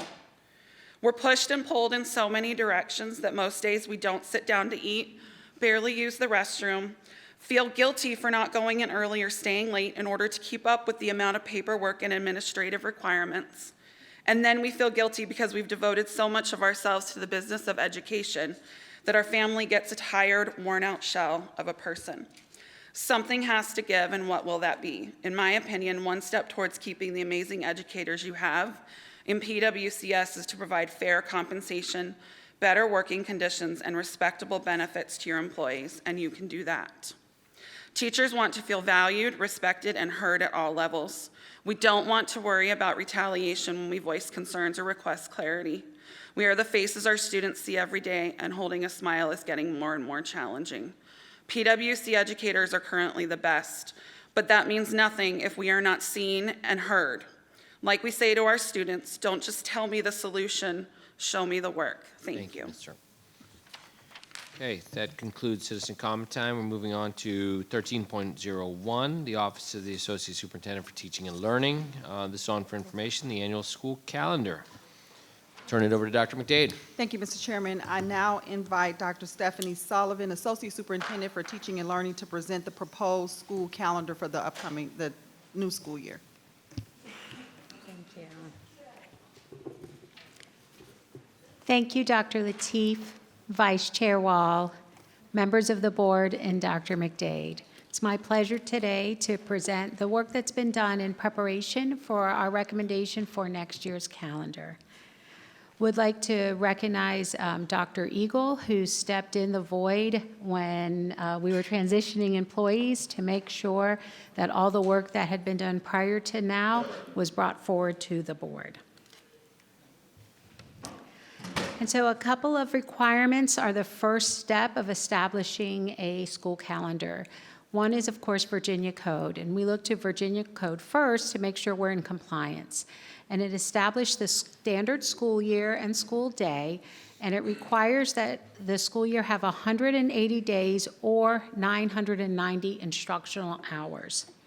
Furthermore, Virginia Code 22.1 permits school divisions to start up to 2 weeks prior to Labor Day, but it does require a 4-day student holiday if a division is electing to take that opportunity. Next step would be looking at our division policy. And our policy identifies required staff holidays, so that's obviously another important factor in the planning. And then when we look to regulation, Regulation 261-1 requires a minimum of 180 days of instruction. Within that, in addition to that, we have to plan for 195 teacher contract days with a maximum of 15 professional development work days. So meaning the 180 student days plus 15 teacher professional development or work days. Some other items addressed in the regulation include Columbus or Indigenous Peoples Day, and that day is held as a professional development day. It also calls for work days at the end of each quarter, and those are, of course, really important for teachers to be able to complete all of the required processes to close out student grades. The first quarter workday is always paired with election day when there is an election day year, so that we can also protect the environment for students when elections are on our campuses. And to accommodate the voters, we're very mindful of parent conferences, large-scale professional development, anything that can impact the campus while voters are present. And then we try as much as possible to make sure that the quarters are equal in number of days. So when we start with the calendar process, the team traditionally looks at the prior year's calendar first. What were those days like, and how would the new year be related? We then look at all of the required holidays. Those are in policy and important for us to honor. The days can shift a tiny bit each year because some of the holidays are date specific and not on a school day. But in general, we can expect around 14 to 15 or 16 holidays. So we've got our 180 days, the 15 teacher work days, then the holidays to build into the calendar. And so the challenges begin on the time span for the 180 student days when we account for work days, professional development days, and holidays. We try to place teacher work days as much as possible as balanced throughout the year. This year we saw some challenges in our current calendar, and I think all the recommendations for next year include a better spread of teacher work days throughout the year. Some additional conversations that were had this year were centered around, do we need to start on a Monday? And it was some interesting conversation around the benefits to not starting on a Monday, to include parents having access to school and division staff on the day prior to school start. So think transportation, phone calls, last-minute questions or concerns, but then also for our students to have a shortened first week as well as our teachers in getting back into the swing of things. Picture our little ones in particular, that can be challenging. And then the winter break duration, that's been a topic of discussion over the past couple years on really looking at a full 2-week break, or do we look at a shorter break? So the process began with 3 initial drafts being developed for consideration by the calendar committee. The calendar committee includes teachers, school-based administrators, district staff, parents, and students. So it is a combination of people providing input. Based on this calendar committee meeting, they actually requested more ideas. So 3 more calendars were developed as a result of that first meeting, giving us a total of 6. Took back those 6 drafts to the calendar committee, asked them to provide feedback and rank their top choices. After that, we took the 6 drafts also to our Superintendent's Principals Advisory Council. Wanted to make sure we had even more feedback from school-level personnel. Those results were then taken to Cabinet for discussion on what would be brought forward to the board. And in that meeting, it was decided that the committee's top choices would be the ones that we supported. Felt it was really important to support the work of the committee and the recommendations that they had made. So then the 3 going to our community was the next step. And so when you look at the calendar options, the 3 choices that were presented for feedback, not significant amount of changes, but these were the top 3 chosen by both sets of committees to move forward. In the first column, you'll see the current calendar, just to give you a framework of how it relates to this year's calendar. And then you'll see 3 different options that were presented. In all 3 cases, teachers report back on August 12th, and student recommended start dates would be slightly different. In option A, the pre-service time maintained as 5 days. In option B and C, there's an additional day added, and I'll explain that more in a minute. You'll see a difference between a 2-week winter break and a just less than 2-week winter break, spring break, the last student day, and the last teacher day. This really covers the differences between the different plans. So on option A, the teachers have 5 days of pre-service, and that is a traditional structure that we've had. They start on a Monday. Winter break is 2 weeks. I'd like to address the 6 days of spring break for students. And so in this plan, the Monday after spring break would be a student holiday and a teacher workday in that setting. I'd like to point out in all 3, in those 2 models, a teacher workday was changed to a workday from a professional development day. So in terms of total counts, it is adding more workday over professional development days for our teachers. On option B, you'll see a similar structure except 6 days. So in option B and C, that Monday after spring break was moved to pre-service time because we also heard teachers needing more time in pre-service. So we wanted to provide those options as the Monday after spring break or a pre-service option.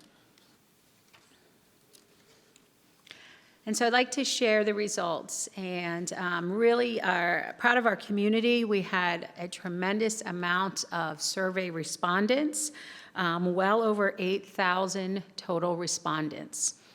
And if you take a look at the bar graph there, you can see that the majority of the respondents were parents.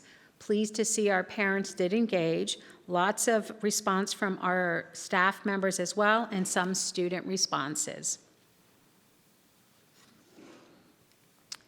When you look at the next slide, this shows you the grade band that those respondents represented, the parents that responded. And although it looks uneven, it's actually quite even when you consider the grade bands. And so in our elementary schools, we have the most grade bands of students, meaning in many cases 6 or even 7 with pre-K grade bands represented, 3 in middle, and then 4 in high school. So a pretty nice balance of types of parents and their interest in schools. So when you look at the next slide, you can see the preference for our community was by and large option A. And the way this graph works is we ranked depending on if it was someone's first choice or third choice. So a first choice counted more than a third choice. When you look at the dark colored bars, that's representing the number of people that chose it as their first choice. So as you can see, option A is definitely the option that was most favored by our community. I want to talk a little bit more about option A since that was the favored choice. Read about 3,000 comments on the survey from our community, and I thought it was really important to honor those comments and try to address some of the concerns. One of the big concerns was the colors are confusing. And I will say that this created a perception that was not accurate. You'll see a purple day on the day before the Labor Day and a purple day right before Thanksgiving. And the schools are closed that day, offices are closed. Teachers also do not work on that day. And there was a lot of questions or concerns that we were having teachers work on that day. There isn't. There are some staff members who are 250-day contracts that do work on those days, similar to how we do this year. It's just tricky in denoting that in the calendar, so they thought a different color would be a good idea, but it did cause confusion. So I do want to assure our teachers that those are teacher holidays without question. The other thing that came up a lot is the relationship between professional development days and teacher work days and the balance of those 15 days. If you take a look at that colored grid, it's those green colors that are the days designated for professional development. The ones with a slice through them, we are only division-wide doing 2 to 3 hours of professional development on those days, and that's consistent with this year. But again, one of the days, the day particularly in April, was a professional development day. It was changed to a teacher work day because of the clear needs for teachers, particularly at that time of the year. Not necessarily the most effective use of that day for professional learning. And so as you can see, the teachers can expect a division-wide day in pre-service, the one in October, and then 2 half-days. So it does represent more time for them. Lots of questions about snow days. New for this Florida girl, so admittedly I had to do some work and research on snow days. And there's a lot of confusion around an abundance of snow days, the elimination of snow days. And so I did research the past 10 years to get real clarity around what has been past practice in Prince William County. And so a couple of things of note. Up until relatively recently, there were more than 180 student days in the calendar. And I think that was potentially the start of the confusion. So our base calendar for a number of years was 183 student days. Actually, it was a strange combination of 182 and 183. In 2020, that was eliminated. It was taken down from 183 to 182, then to 181. Beginning in 2020, we began scheduling a firm 180 school days. So there were no longer extra days built into the schedule, but there were for a lot of years, so I can certainly understand some of the confusion. But the 180 days has been based since without extra days built into the schedule. There were a lot of comments about if we have Code Orange, why can't we eliminate some days? And I know our board is certainly familiar that Code Orange does not replace other codes. It may in a certain circumstance, but there is a strong likelihood we'll still have Code Red days that come up, and those days would then have to be evaluated for lost student attendance days. And so there was a perception out there that we would be eliminating Code Red and every weather-related day would be a Code Orange. But I know for certain that that's not the intent and wanted to clarify that for our audience today. We certainly know there will be weather-related circumstances that cause for closing down the school division. We also know we have some opportunities to capture minutes if we need it. There have been years in Prince William County where they ran out of days and had to do some creative rescheduling here. We did in order to make sure we captured the minimum minutes. So it is an opportunity for us with Code Orange when we need to capture instructional minutes, and it's best for our students and families. But there's also a decent likelihood, depending on the weather, that we will have a traditional Code Red. So I wanted to emphasize that. Winter break was a big source of discussion amongst our constituents, and I tell you a lot of excellent points were made, and really talking about the 2-week winter break. We probably had about 20% of the respondents that perhaps did not think the 2-week winter break was appropriate. I would say 80% felt that it was essential. Some of the key points that were made in the family statements are we have split families sometimes. where students are spending a week with one parent, then a week with another parent. That's a pretty traditional model in agreements, and for me, a very compelling thing to emphasize in protecting that 2 weeks. As you all know, Prince William County is a global destination, something we're all really proud of, but that also means that many of our families are going out of country for the winter break and the winter holidays. And of course, the needs of our teachers and staff and everybody's desire to really recharge, reflect, and rejuvenate during the break. So a 2-week winter break, I think I heard loud and clear, and I wanted to make sure I shared that with the board, that there were a lot of reasons to our community that was really important. Workdays and holidays. This was a really split topic. Literally for every comment on, we love that we embrace the holidays and we have holidays throughout the years. We had some, we shouldn't embrace any of those holidays and we should compact our school year. Certainly our families and our staff recognize kind of the trade-off, and it was pretty evenly split on the perspective of those additional days and the value to the individual family. And so I could not share a compelling overarching consensus because there was really no consensus. A lot of comments that were very deeply passionate in support of the periodic breaks, the recognition of the different holidays, and all that it represented, and a lot of very strong, compelling perspectives against it. And so I wanted to make sure the board knew that that was a topic that people do not agree on, and really as also related to teacher workdays and professional development. Some of our families, those days are very difficult when they have to go to work. So for a family, they weren't necessarily distinguishing between no school, whether it was a professional development day or a holiday. To them, it was no school, and they had to tackle family obligations. But again, many others really recognized the positives of it. Another comment I wanted to mention, there was a lot of comments made about the relationship between other calendars and our consistency with other divisions, because a lot of our communities live in one, work in another, have children in another division.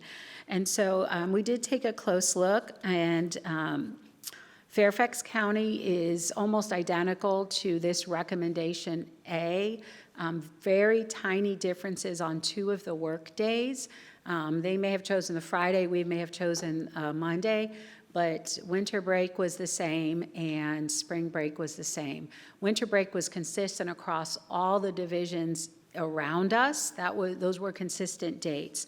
Spring break is nearly consistent with all districts with the exception of Stafford.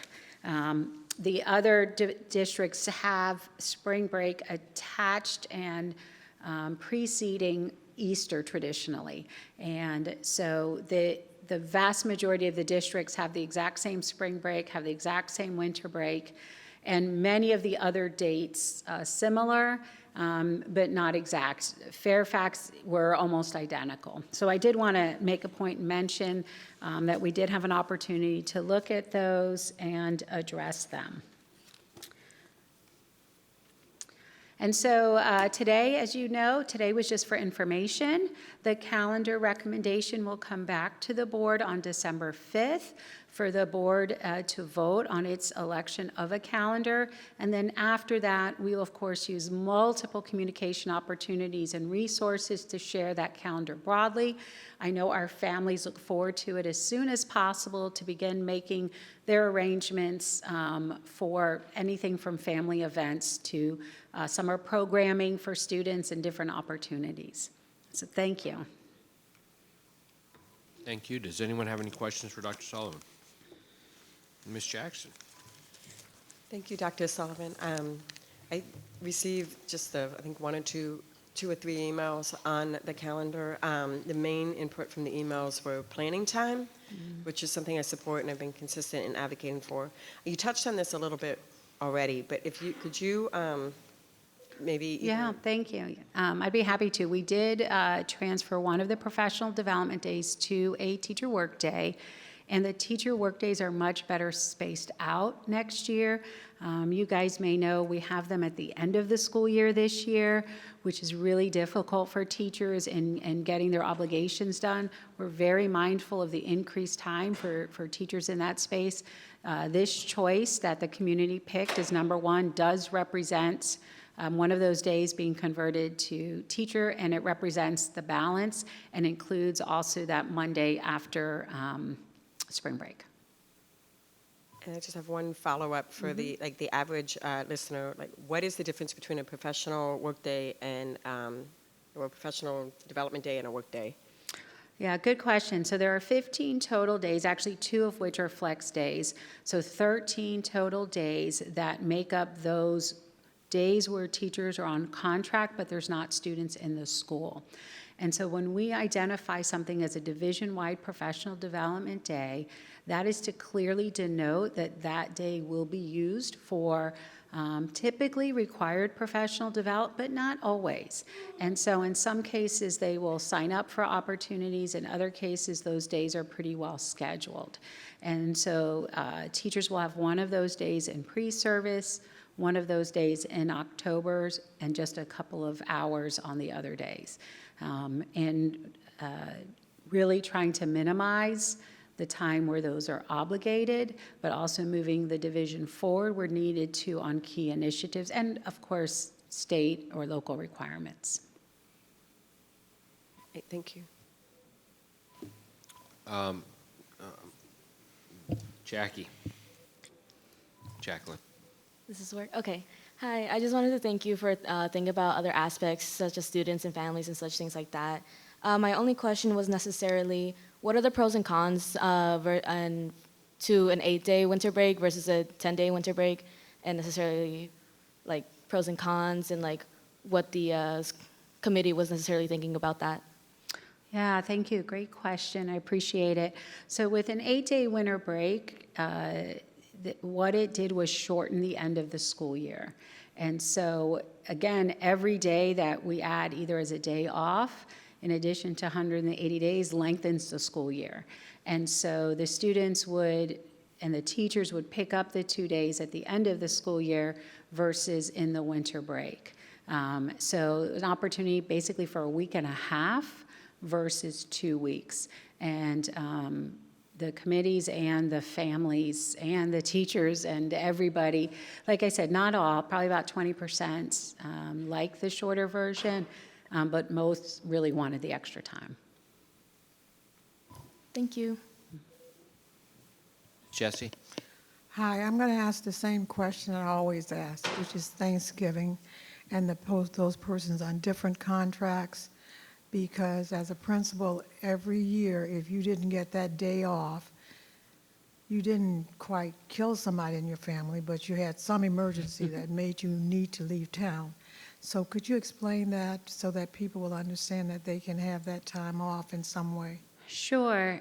For the members in our employment force that are not the 195 teacher days, we are on a slightly different contract. I'm in that category. And so it would be a work day on that Wednesday before Thanksgiving. But we would certainly support and encourage people using their leave for that capacity. So it is not you can't call in or you can't use your leave. Every employee has leave that would be appropriate to utilize on that day, if that's what makes sense for their family. I have seen both things happen. I've seen lots of employees in different circumstances using that leave. In some cases, some people don't want to use their leave on day and enjoy kind of the quieter day at work. And so those opportunities are there for our staff. Well, I really appreciate that because when I was a principal, you were not allowed to let people use certain kinds of leave day. That's a long time ago, but people are still thinking in that mode. I just want to make sure that people know that they can take leave. Yes, thank you. Dr. Eagle's going to give the precise answer. Oh, thank you. Thank you, Ms. Jessie, for the question. The only employees that are scheduled for work days on the Wednesday before Thanksgiving are our year-round traditionally called our 250-day employees, which are primarily here at central office as well as principals in our buildings, and also our 236-day employees, which are our high school assistant principals and our middle school DSAs, not DSAs, directors of school counseling, and I think that's it. And yeah, I think that's it in terms of, other than principals who's actually scheduled to work that day. Principals, school administrators here, school administrators in buildings in terms of the principals, and our year-round employees primarily that work here at central office. I will tell you that the men will work, the women will go home. Thank you. Thank you. Ms. Williams. Thank you. I just want to thank you for the presentation, especially going over the snow day part. I think it's a combination of those of us that have been here for a very, very long time, remembering having snow days added into the calendar, and then all of our new people. So I like when we do our calendar presentation and we can sort of level set expectations. I would like when we post this, if maybe we could start doing a small FAQ along with noticing to the public that we're discussing the calendar. I think that will help improve our discussions significantly. One of the things that I heard most from teachers, and I don't know how to answer this, is the day, like the teacher work day before report cards, and somewhere around in that time frame. I just want to know, clearly I'm not a teacher, but I feel like I've heard it more the past few years than previously, and so I want to know what the committee had to say, or what input was or attention brought to that sort of topic, because I feel like there's been a shift. I think what we see now is there was sort of a traditional way of doing things, and then the pandemic happened and we did things differently, and now we're sort of resetting those norms, if you will. So I just wanted to know if there was any attention given to that in the committee, and if what the feedback was. Yeah, there is a teacher work day at the end of each 9 weeks, and in some cases, it matches up against an election day and an election year and other holidays. So for example, that first week in November, you'll see a combination of events occur because of additional holidays. So we did ensure that there was a full and complete teacher workday after each marking period that was unobligated. And like I said, in some cases, it's either preceded or followed by a holiday as well. Okay. Well, I thank you. I appreciate that, because I think it's important to hear those comments and to acknowledge that that was something that was discussed. Yeah. I think the rest of my questions deal with more like what actually occurs on that day. That's a topic for a different night. And I think the last thing that I wanted to emphasize is, often when we get to this point of the year and we're talking about calendars, I hear often from the public that we've already made a decision or things are already set in stone. No. And that has not been the case since I've been up here on the board, so I can attest to that. But I just wanted to remind the public that you do have ample opportunity to still reach out and provide commentary or feedback, especially based on what you may have heard this evening. There's email, there's Let's Talk, there's phone, there's all sorts of manners of being able to communicate anything you may think of now or feedback. I just wanted to make sure that that is stated, and the opportunity is there for the public to continue to comment if they wish. So thank you very much for the presentation. I appreciate it. Mr. Wilk. Okay, it's my annual calendar rant. Okay, I'm prepared. Yes, nothing against you. I think actually, Dr. Sullivan, you gave a very detailed overview, probably better than one we've had in a long time. So I appreciate that. So thank you for that. And I'm not, I learned my lesson last year with the awkward silences that were elicited from questions and stuff like that. So I'm not going to ask questions. So don't worry about that. I just really kind of want to provide some thought. And of course, if anyone, wants to come back and do a Q&A on my thoughts and why things are not discussed the way I think they should be, and consideration, because I think the game changer, is when the state said 180 or 990 hours. Correct. Because that wasn't always the case. Correct. And so whether we go back and review our regulation one day about the 180 required days, that's a whole nother thing. I'm not going to ask how many hours we actually have because I know we actually have a bank way more than 990 hours for banking things for like inclement weather. I think the last total was like 14 or 15 possible inclement weather days. Again, So the 990 translates to about a 5.5-hour student day absent lunch. So that would take us to a 6-hour student day. We have a 6-hour and 40-minute student day. okay, perfect. Okay, so there are additional hours, right? Again, for a bank, right? So if we go under 180, we have the hours, right? And so I understand that logic and I get that. But I also see a balance because, and ideas of consideration, you know, because we hear a lot of the common themes, not just from members of PWA, but from the general teaching population of the number of hour of PD, the number of required meetings, the grading, the lesson planning, things like that.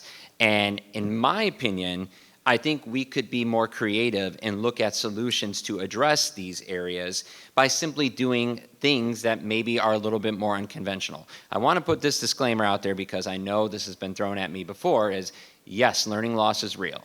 And I understand the importance of instructional minutes and making sure we close gaps. I also believe it's at what cost?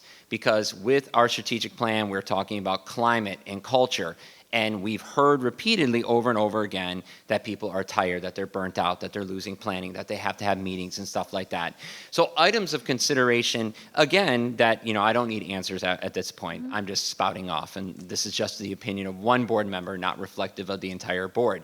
But we look at half days. And I look at half days as a possibility because maybe it's a half day of instruction, but the other half day could be the opportunity for teachers to do maybe grading. Teachers can do what they have to do in their room. Maybe they have that team meeting that otherwise would take a planning period out of their week. So that's something I've thought of. And I'm sure others have thought of it too. And I know there's probably pros and cons for everything. I get that, right? And then the other one is, you know, something to consider is, you know, back when many years ago, going to high school in my division, which was a fraction of the size of this one, but we on Tuesdays had early dismissals 1 hour earlier, and that 1 hour alone gave the teachers and the administration the ability to have that faculty meeting and get that out of the way potentially and not take a planning period or hold teachers after school. So I look at these solutions and I look at these, and again, some might be more feasible than others, and there are pros and cons with everything. I acknowledge that. But I look at this also as the opportunity to talk and address. We hear often teachers are going home and having to take the PD home with them. We often hear about the amount of planning, the unencumbered stuff that they have said that kind of goes into it, overlaps with it with meetings and things like that. I just think we can be creative with calendars potentially in the future so that we can address these things up front and try to help with the climate and culture moving forward. And again, I'm not expecting answers and things like that. I just wanted to say my piece. I appreciate it. Thank you. So seeing there's no further comments, board members, you have 2 weeks. We'll be back to vote on the final draft. And if you have any questions or concerns, please forward them to Dr. McDade's office and Dr. Sullivan. Thank you so much. Thank you. Thank you. Moving on, we have our student representative time.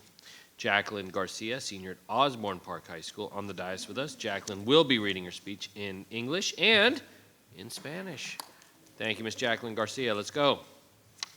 Thank you, Mr. Lateef. I will begin my remarks in Spanish, then translating them into English. So, buenas noches, doctora Mayday, y buenas noches a los miembros de la Junta Escolar y a la comunidad de Prince William.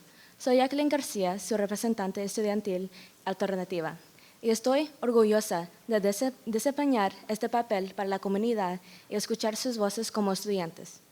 Para comenzar mis comentarios, me encantaría felicitar los logros de dichos de estudiantes esta noche. Ver nuestras escuelas secundarias dentro de Prince William County elevarse con excelencia es una mejora increíble y espero ver que más escuelas regresen a la Junta con más logros. Además, el movimiento para la Junta Escolar reconozca la Semana de la Educación en Ciencias de la Computación impulsará impulsaría aún más nuestros datos, ya que Prince William County produce la mayoría de ingenieros en cuanto a carreras. Centrarse en diferentes disciplinas de ingeniería permitiría la innovación y la creatividad.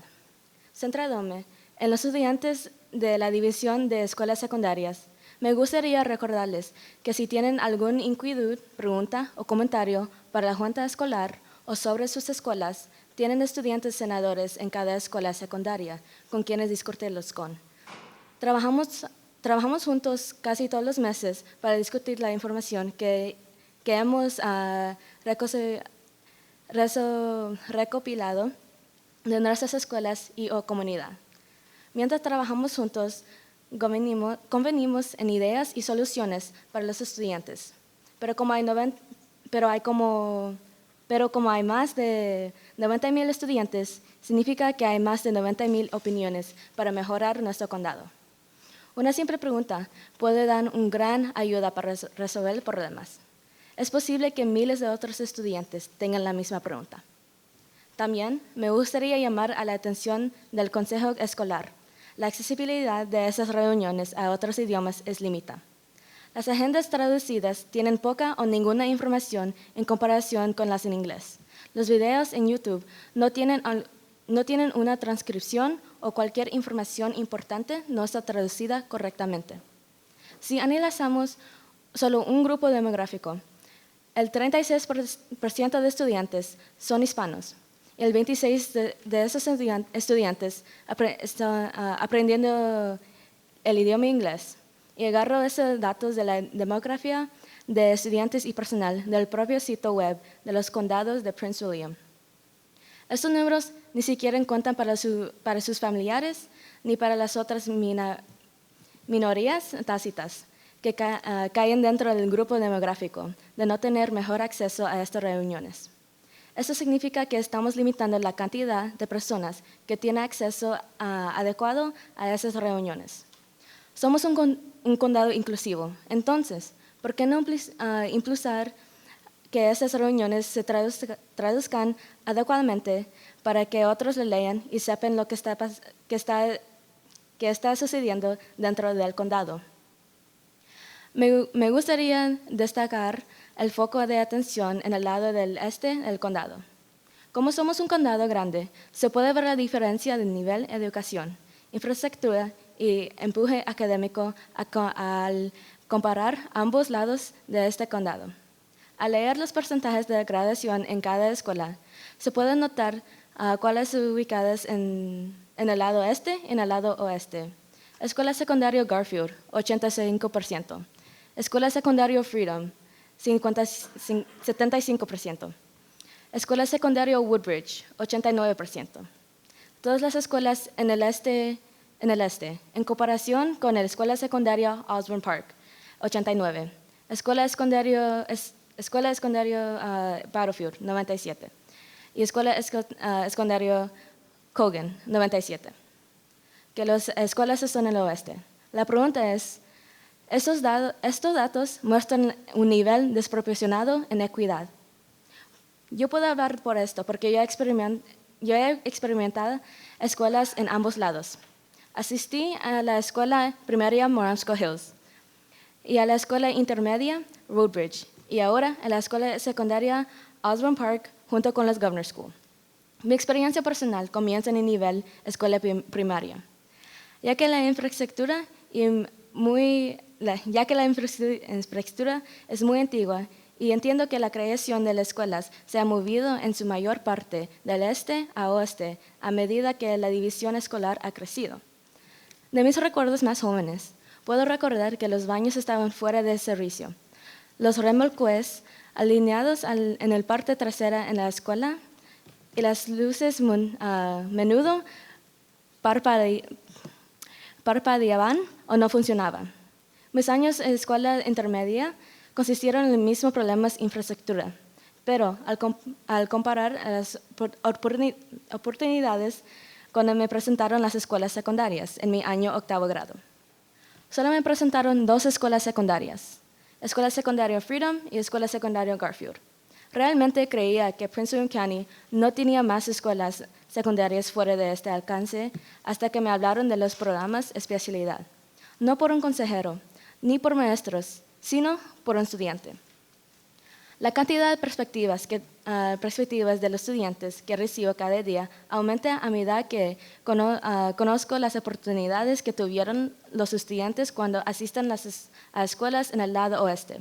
Al comparar mi experiencia con los estudiantes que asistieron a la primaria Bennett, a menudo recuerdan el aspecto más nuevo del edificio y la diversidad de los clubes que se ofrecían. En comparación con los estudiantes de las escuelas intermedias occidentales, el estudiante no quería revelar qué escuela intermedia atendieron. Además, tenían equipos de robóticas más fuertes, lo que ha traído mucha atención últimamente debido a la mejor financiación de las escuelas. Programas especializados que permiten a los estudiantes tener créditos de escuelas secundarias más temprano. Y presentándose casi todos los programas de especialidad. Esta preocupación por la equidad en toda división es una prioridad estratégica y, por lo tanto, deberíamos poder asegurarnos de que estamos trabajando para brindar un futuro próspero a todos los estudiantes, independientemente de dónde vivan en el condado o a qué escuela asistan. Esto tiene que ser un esfuerzo colaborativo. De la Junta, la oficina del superintendente y las escuelas y especialmente los propios estudiantes para ayudar a mejorar este problema. Gracias por escuchar y representar sus escuelas, familias y su comunidad. Que tengas buenas noches. All right, that was in English. Now I'm going to go in Spanish. Now I'm going to go in English. Good evening, Dr. Mayday. Good evening to the school board members and Prince William community. I am Jacqueline Garcia, your alternate student representative. I am proud to serve this role for my community and hear your voices as students. To start off my remarks, I would love to congratulate the accomplishments of said students this evening. Watching our high school students within Prince William County soar with excellence is an amazing improvement to watch, and I hope to see more schools returning to the board with more accomplishments. Furthermore, the movement for the Computer Science Education Week to be recognized by the school boards would further push our data as Prince William County produces the most engineers career-wise. Focusing on different disciplines of engineering would enable innovation and creativity. Focusing on students on the high school division, I would like to remind you that if you have any concerns, questions, or comments for the school board or about your respective schools, you do have student senators at every single high school to discuss these with. We work together every month on discussing information we have gathered from our schools and/or community. As we work together, we convene on ideas and solutions for students, but as there are 90,000 plus students, it means there are 90,000 plus opinions to improve our county. A simple question can go a long way to solving problems. Possibly thousands of other students may have your same question. I would also like to call to attention to the school board, the accessibility of these meetings to other languages is very limited and is something we can work on together to improve. Examples of some improvements are ensuring translated agendas have information comparable to the English agenda and adding translated transcripts to YouTube videos. Looking at just one demographic, 36% of our students are Hispanic and 26% are English language learners, according to the student and staff demographics on the Prince William County's own website. These numbers do not count for the relatives nor the unspoken minorities that fall under the demographic of not having better access to these meetings. This means we're limiting the number of people who have access proper to these meetings. We are an inclusive county, so we need to work together to make these meetings accessible for all. I would like to highlight the spotlight onto the east side of the county now. As we are a large county, one can see the difference of level of education, infrastructure, and push for academics when comparing both sides of these counties. As I read out graduation percentages of each school, it can be noted which are on the east side and on the west. Garfield High School, 85%. Freedom High School, 75%. Woodbridge High School, 89%. All Eastern schools. Compared to Osborne Park High School, 89%. Battlefield High School, 97%. Colan High School, 97%, which are Western schools. The question is, does this data show a disproportionate level of equity? I can speak about this as I have experienced schools on both sides. I attended Marumsco Hills Elementary School, Woodbridge Middle School, and now Osborne Park High School alongside the Governor School. My personal experience begins at the elementary school level, as the infrastructure is very old, with an understanding that the creation of schools has for the most part moved from the east to the west side as the school division has grown. For my younger memories, I can remember the bathrooms being out of order, trailers lined up at the back of the school, and lights would often flicker or not work. My middle school years consisted of the same issues of infrastructure, but comparing the opportunities of presented high schools in my 8th grade year, only 2 high schools were presented to me: Freedom High School and Garfield High School. I truly believe that Prince William County did not have any more high schools outside of the scope, until being told of specialty programs, not by a counselor, not by teachers, but by a student. The amount of students' perspectives I get each day grows more as I get to learn the opportunities students got when attending schools on the west side. Comparing my experience to students who attended Bennett Elementary, they often remember the newer look of the school and the diversity of clubs provided. Comparing to students of Western middle schools, as a student who attended this middle school did not want to disclose which middle school, they had stronger robotics teams, which had garnered a lot of attention lately due to the better funding of the schools. Specialty programs that allowed students to have earlier high school credits, and being presented almost all specialty programs. This concern of equity across the division is a strategic priority, so we should be able to ensure that we are working to provide thriving futures for all our students, regardless of where they live in the county or what school they attend. This has to be a collaborative effort from the board, the superintendent's office, and the schools, and especially the students themselves to help improve this problem. Thank you for listening, representing your schools, families, and community. Have a good night. Outstanding, Jacqueline. Gracias por brindarnos sus comentarios en español. Es fundamental que llegamos a todos los miembros de nuestra comunidad. Gracias, okay? Thank you very much. We really appreciate your remarks this evening. Moving on to superintendent's time. Dr. McDade. Thank you, Mr. Chairman. First, I would like to thank our school board members for their commitment, dedication, and mission to see every student graduate on time.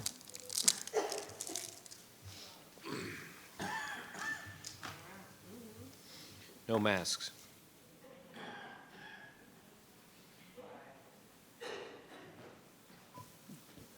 All right.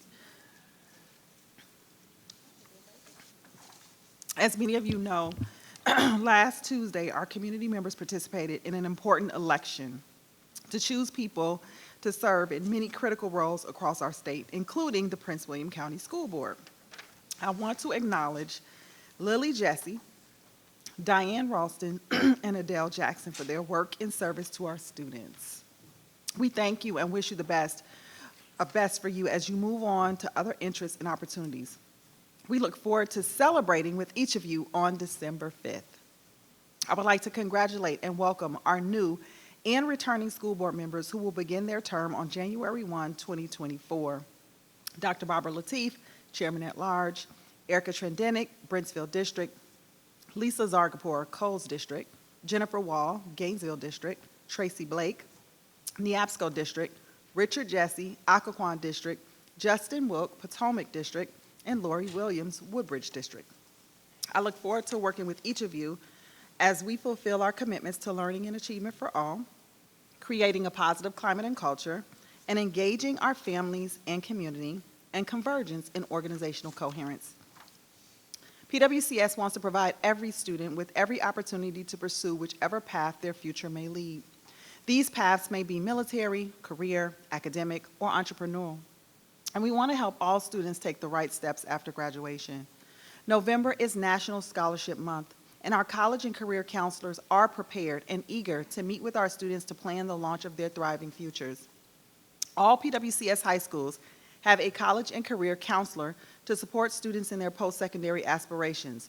Please encourage your senior or junior to set up a meeting with their college and career counselor and visit our PWCS Scholarship Resources and Databases webpage for more information. While you're on our website, if you're interested in or know of someone who might be looking for part-time employment, PWCS will be hosting a virtual information session tomorrow, November 15th. We're looking for substitute teachers, teacher assistants, bus drivers, custodians, food service workers, and other temporary employment opportunities. Those interested can register for this event online or call us at 703-791-8050 or submit a request on our website. These positions are in high demand, and we hope that you will consider joining the PWCS community. Mr. Chairman, that concludes my report. Thank you, Dr. McDade. We are moving on now to 1601 VSBA Academy Awards. Tonight's meeting is taking place on a Tuesday in order for board members to attend the Virginia School Board Association's annual conference, which is attended by school boards across the state. This time each year, we award board members, so that meeting starts tomorrow. This time each year, we award board members who have taken courses offered by the VSBA to extend their knowledge and stay current with best practices. Tonight, on behalf of the Virginia School Board Association, I am pleased to announce awards earned by our board members and superintendent to the VSBA Academy for their commitment to effective school board governance. The Virginia School Board Association is recognizing the following who've received the Award of Distinction: Miss Adele Jackson of the Brentsville District, Miss Lily Jesse of the Occoquan District, Miss Lori Williams of the Woodbridge District. All right, congratulations. Next, we have one board member who has received the Award of Excellence, and that is Miss Lisa Zargapur of the Coles District. Very nice. The next award is the Award of Honor. It goes to Miss Jen Wall of the Gainesville District and Superintendent Dr. McDade. And last, we have the Award of Recognition, going to Participation Trophy to Mr. Justin Wilk of the Potomac District, and remarkably myself. I'm not sure why at any point they would award me anything there. And our school board clerk, award of recognition for B. Simpson and Deputy Clerk Anna Utada-Tay. Woo! Outstanding, fantastic. Congratulations to all. Very good. Enjoy the conference. 16.02 Annual Report of the Ombudsman. On for information. Moving on. Here we go. We have our Ombudsman here with us this evening to present the report. Ms. Bookstein. Oh, right there, right on time. Please, carry on. Thank you. Good evening. I would like to thank Chairman Lateef, Vice Chair Wall, school board members, Dr. McDade, and the PWCS community for providing me the opportunity to serve as your ombudsman and to speak on my annual report. This report represents concerns raised to my office for the 2022-2023 school year. Established by the school board in 2019, the Office of the Ombudsman provides parents, students, employees, and members of the school community with a safe place to discuss an issue or concern, explore options to help resolve conflicts, and bring systemic concerns to the attention of PWCS. While there are different types of ombudsman, I am considered an organizational ombudsman and adhere to the standards of practice and the code of ethics established by the International Ombuds Association, or IOA. The Code of Ethics established by the IOA provides practice principles and core values. The core values, such as acting with honesty, promoting fairness, remaining non-judgmental, encouraging diversity, communicating accurately, empowering the individual, and endeavoring to be a trusted resource, are essential to the work of the Ombudsman. There are 4 fundamental principles of an ombudsman's office. Confidentiality is the defining characteristic of any ombudsman's practice.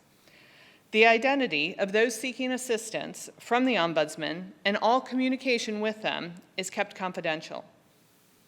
Impartiality denotes the ombudsman as a designated neutral who does not take sides or serve as an advocate for any person or entity.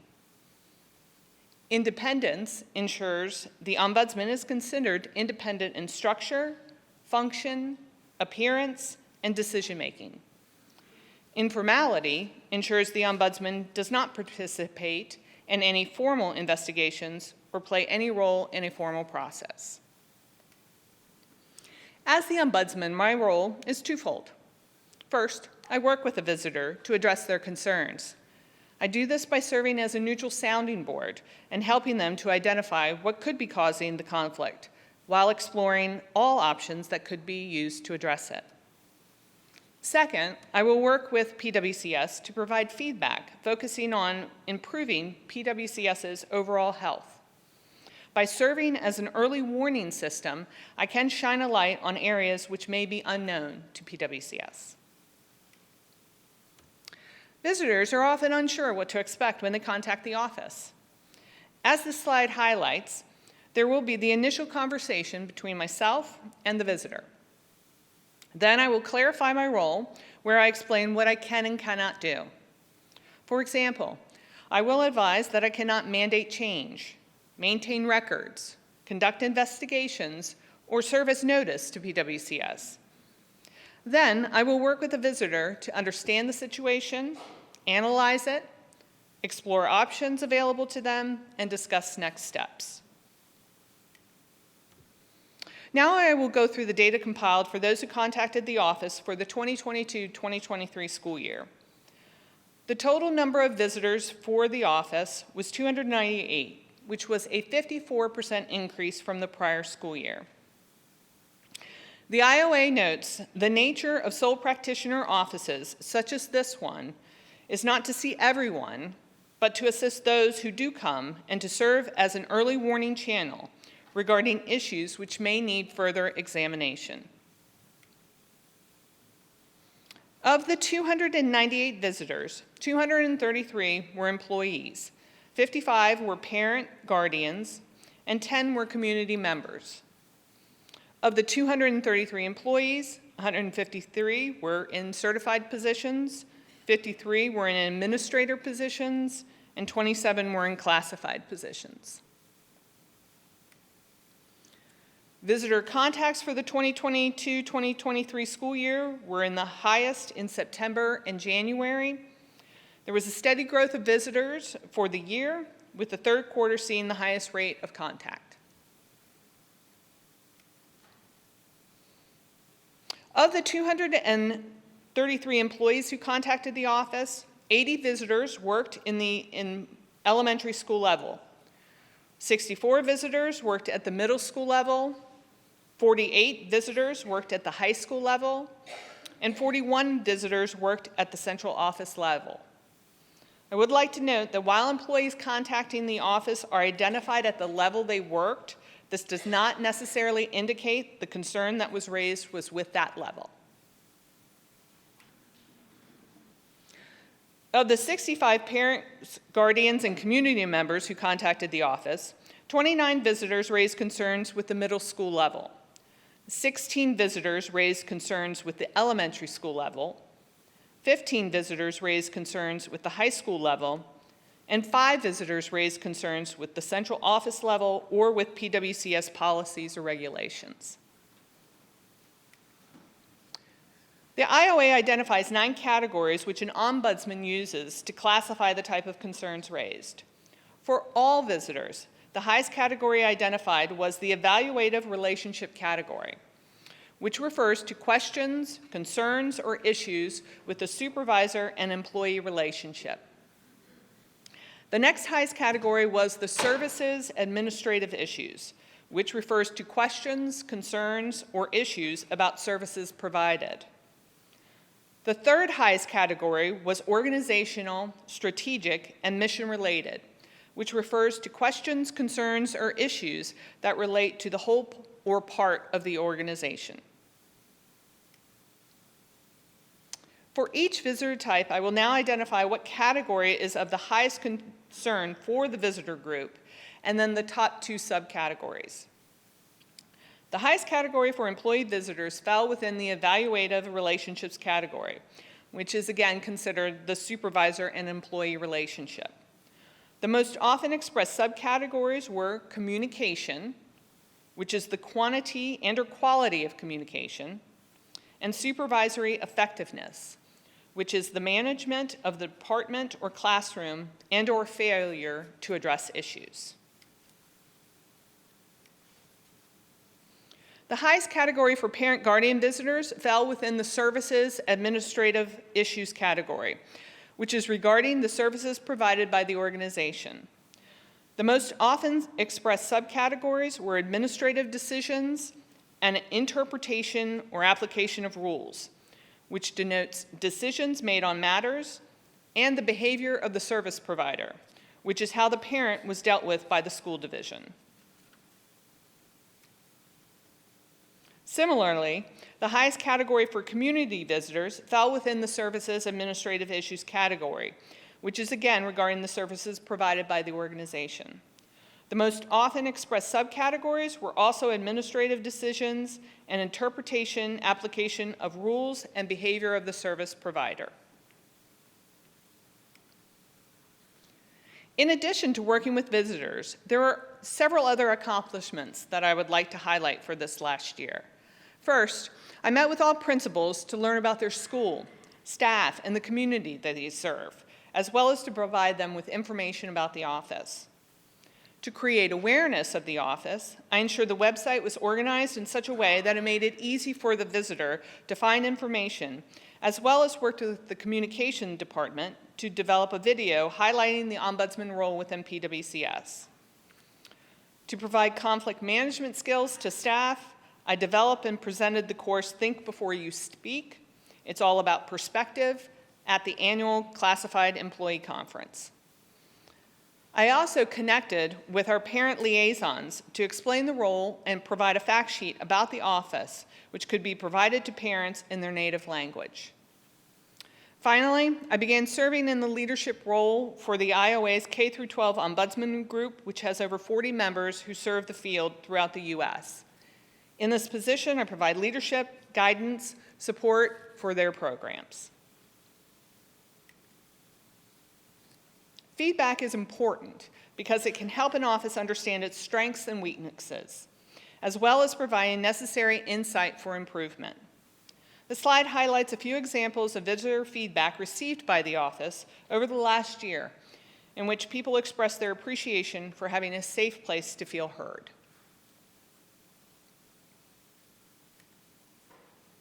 Again, I want to thank the school board, superintendent, staff, and the PWCS community for the opportunity to serve as your ombudsman.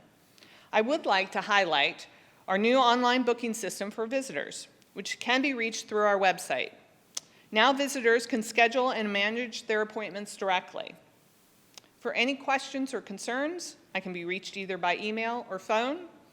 I look forward to your continued support, and I'm happy to take any questions you may have. Ms. Jessie. Slide 7. I think it's slide 7. Spike during the third quarter.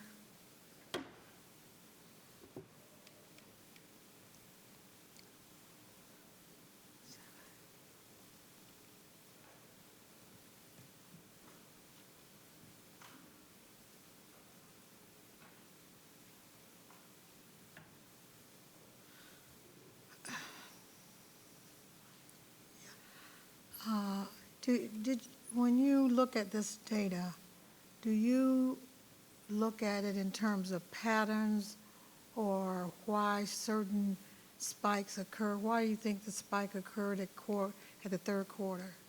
It's a great question, and I do look at that. I would say that for myself, being here for only a year and a half, it's hard to determine what that data shows me at this point, but I am keeping track of it so that I can understand, are there reasons why things are spiking at certain times?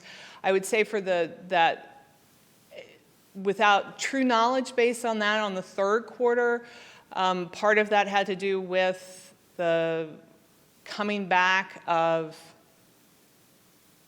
winter break. That might be time where people had an opportunity to think about things, wanted to reach out, discuss issues. That could be, but I can't say with certainty yet at this point. Okay, and slide 10.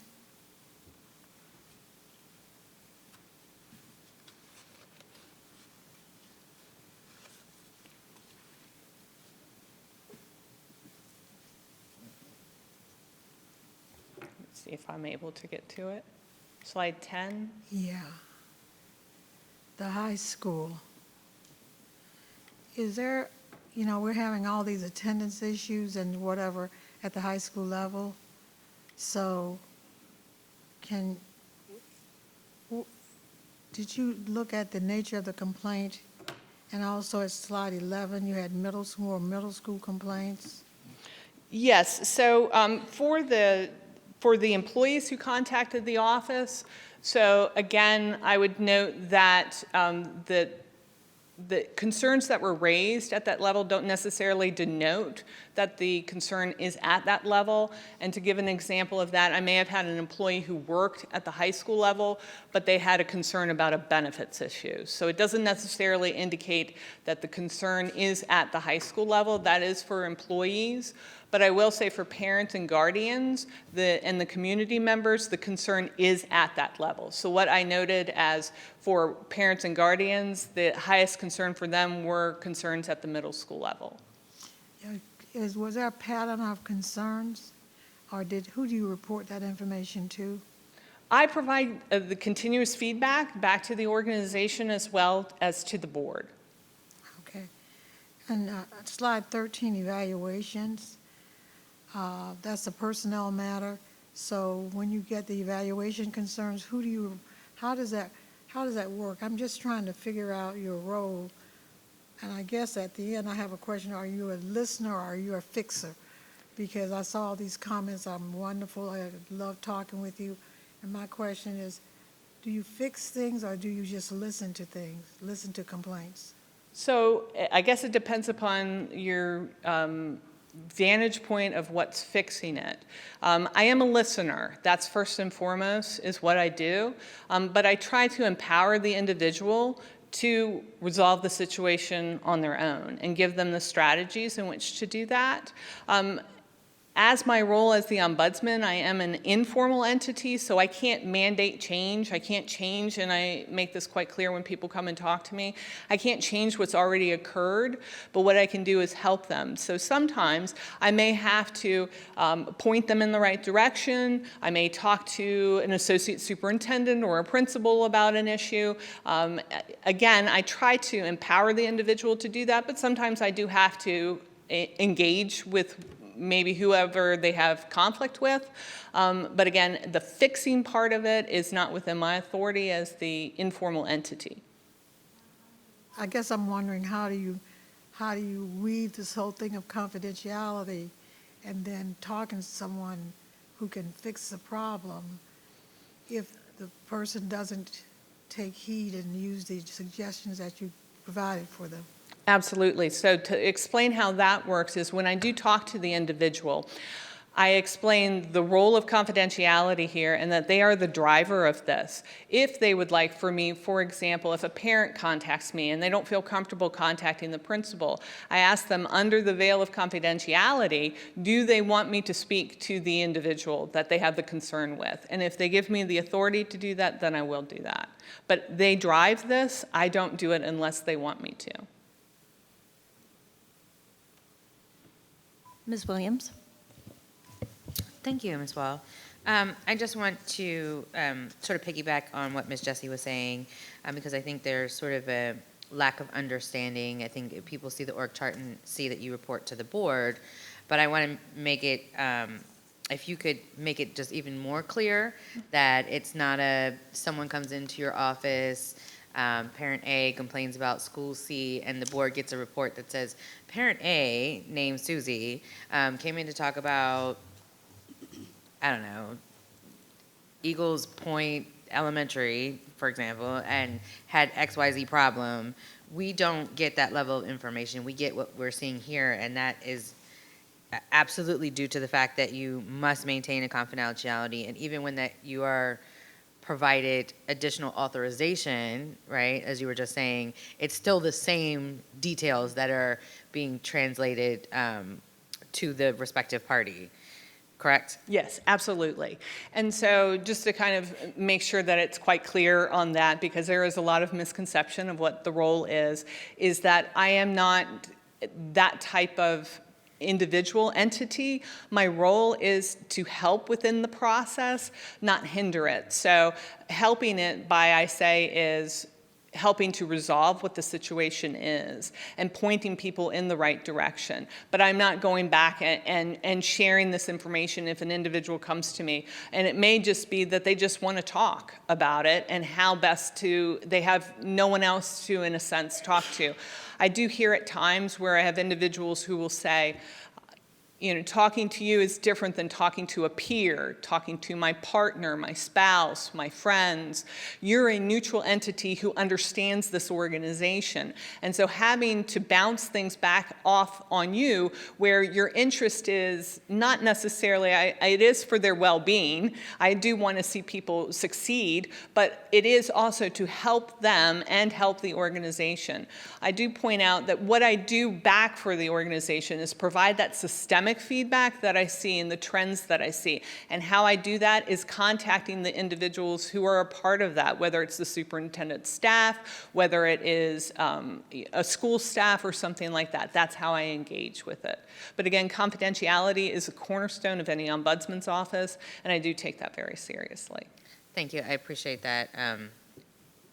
That your office is, of course, near and dear to my heart. It's myself and Gil Turnham who kicked that ball rolling, and I appreciate the additions and the growth that you have demonstrated within the office to make it easier for everyone to access you, and the education process that you've undertaken within our schools and our community to help people continue to further understand your role and your availability. I think that's really critical. We can say up here as much as we want and put in emails and telephone calls, but I think there's a lot of value to you personally making yourself available, especially with the classified teachers and the parent liaisons. I think you can translate what it is you do and the role that you play in a much more effective manner than we can by putting out an announcement. I also appreciate your leadership in the IOA. I think that sets us apart as a school division, and appreciate your continued service. I just want to make sure that people really understand that there is such a high level of confidentiality, and that you really are sort of like, I like to sort of like a connector of resources and a listening ear for anyone who seeks your services that is neutral. So I just appreciate that, and thank you for the updates. Thank you, and if I can also just share, I'm piggybacking on that. I do often say to people, I am a bridge. That's what my role is to help bridge people. So thank you for the feedback. Ms. Jackson.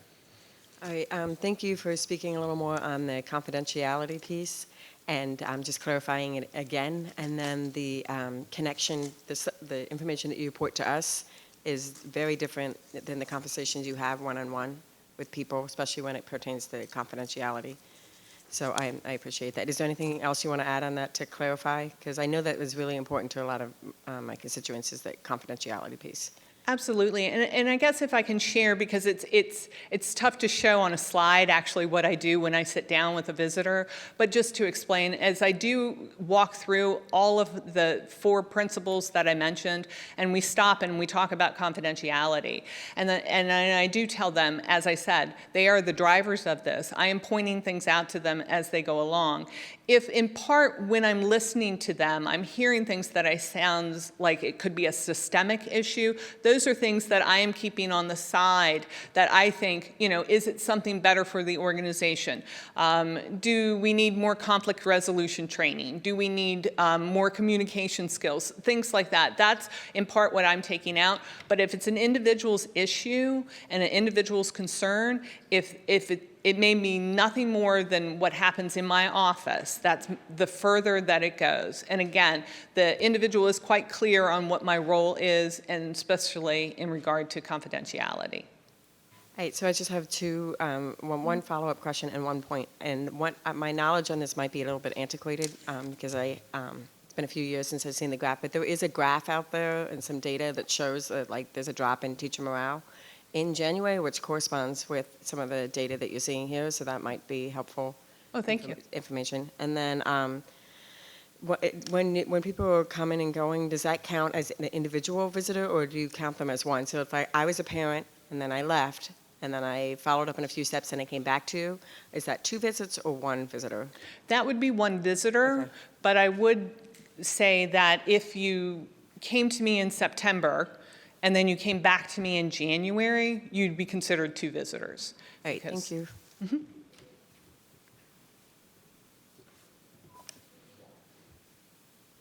All right, I just want to say thank you for the work that you do, and I acknowledge that you provide a very valuable service to our community. And looking at the graph, it looks like a large portion of our individuals who come in are from our school division. So you're providing a great service to our employees. So I wanted to say thank you. On slide 4, those 4 principles that you highlighted, confidentiality, impartiality, independence, and informality, that's really important, and I appreciate that you highlighted the principles that undergird the office. Going to slide 16, I just wanted to highlight the additional things that you are doing to promote the office and what it can offer. I think that was good outreach, and even as simple as updating the website and a video highlighting your office, providing training, connecting with the parent liaisons. I think that's really big.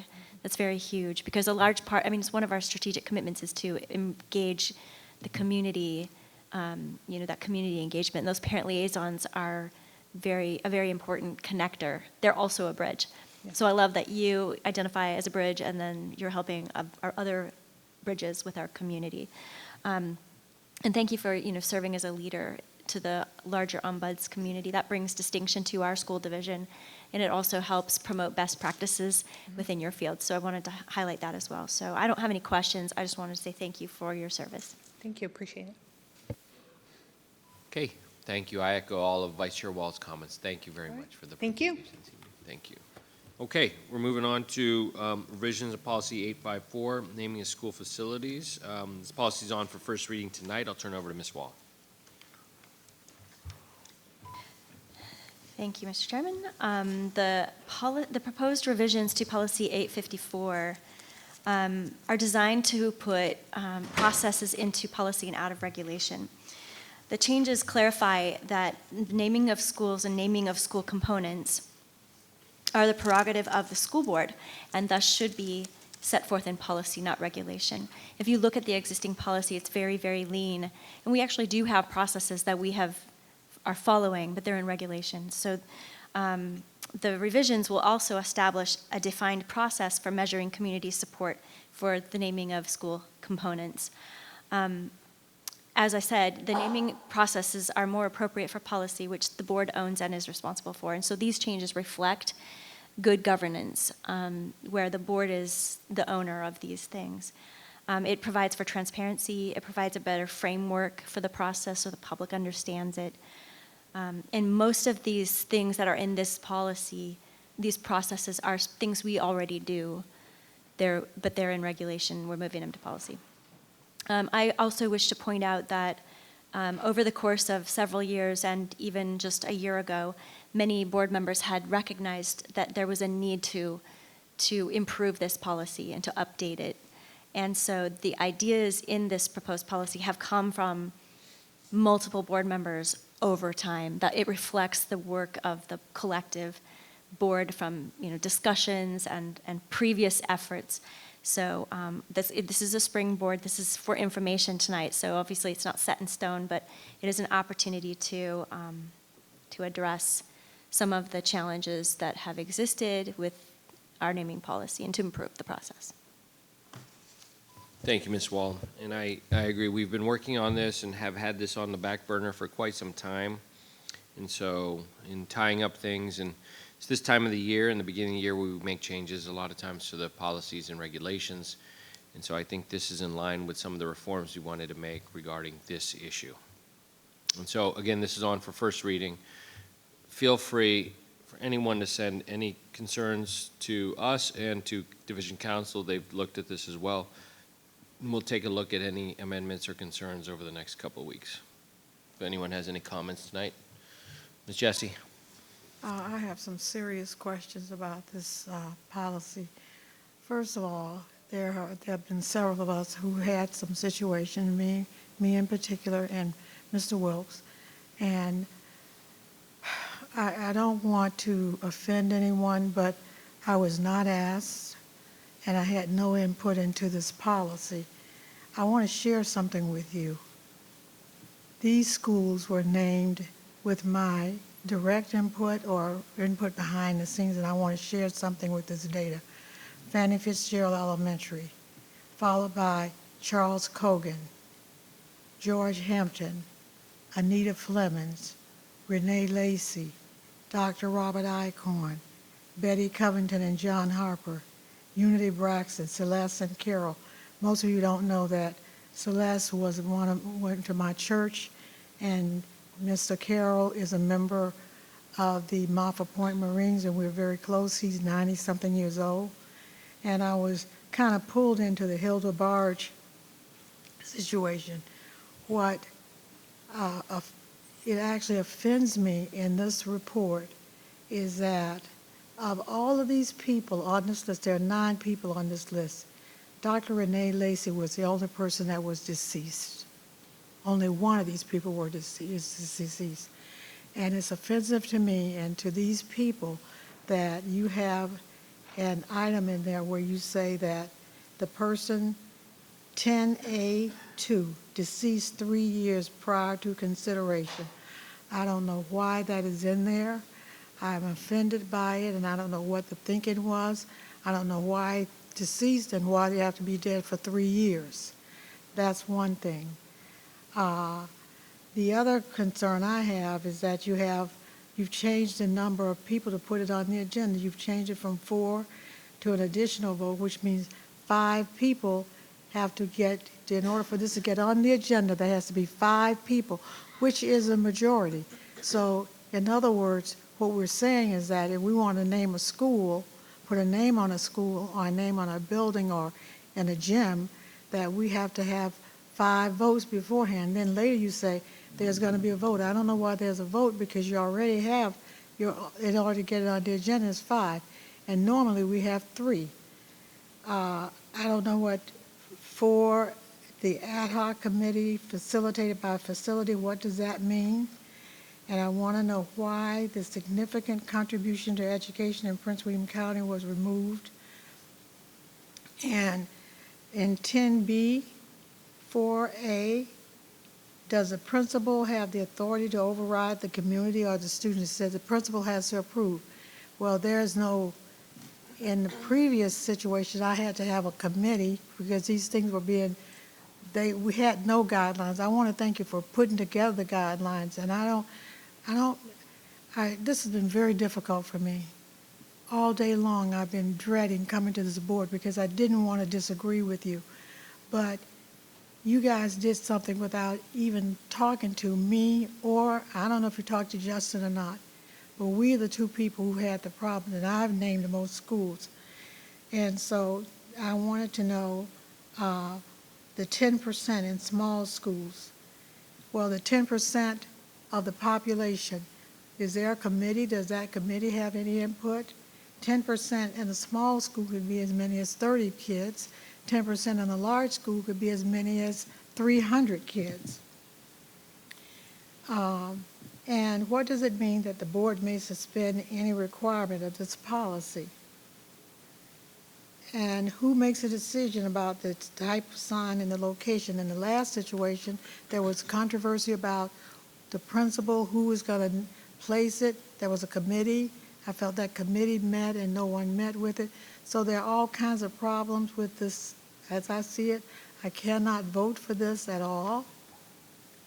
And I'm not sure that we should even be involved in this situation. I think we need more time. And I'm not sure if this is something that this board should do, or maybe we should put it in a situation where it is for other people, the new board coming in. It's a major decision, and I don't think you've gotten the input. You've gotten input from the 3 or 4 of you, but you haven't asked anyone else.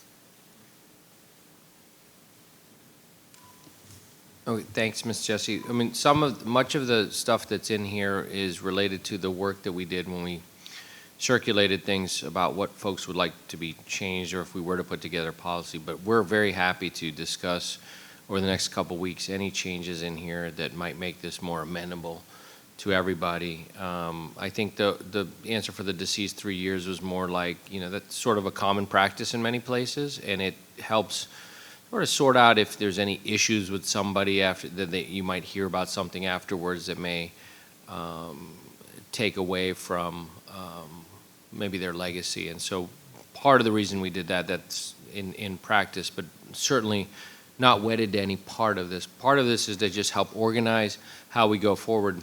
And the last line that you mentioned was very important because the board at any time can suspend the rules that they use for anything they do.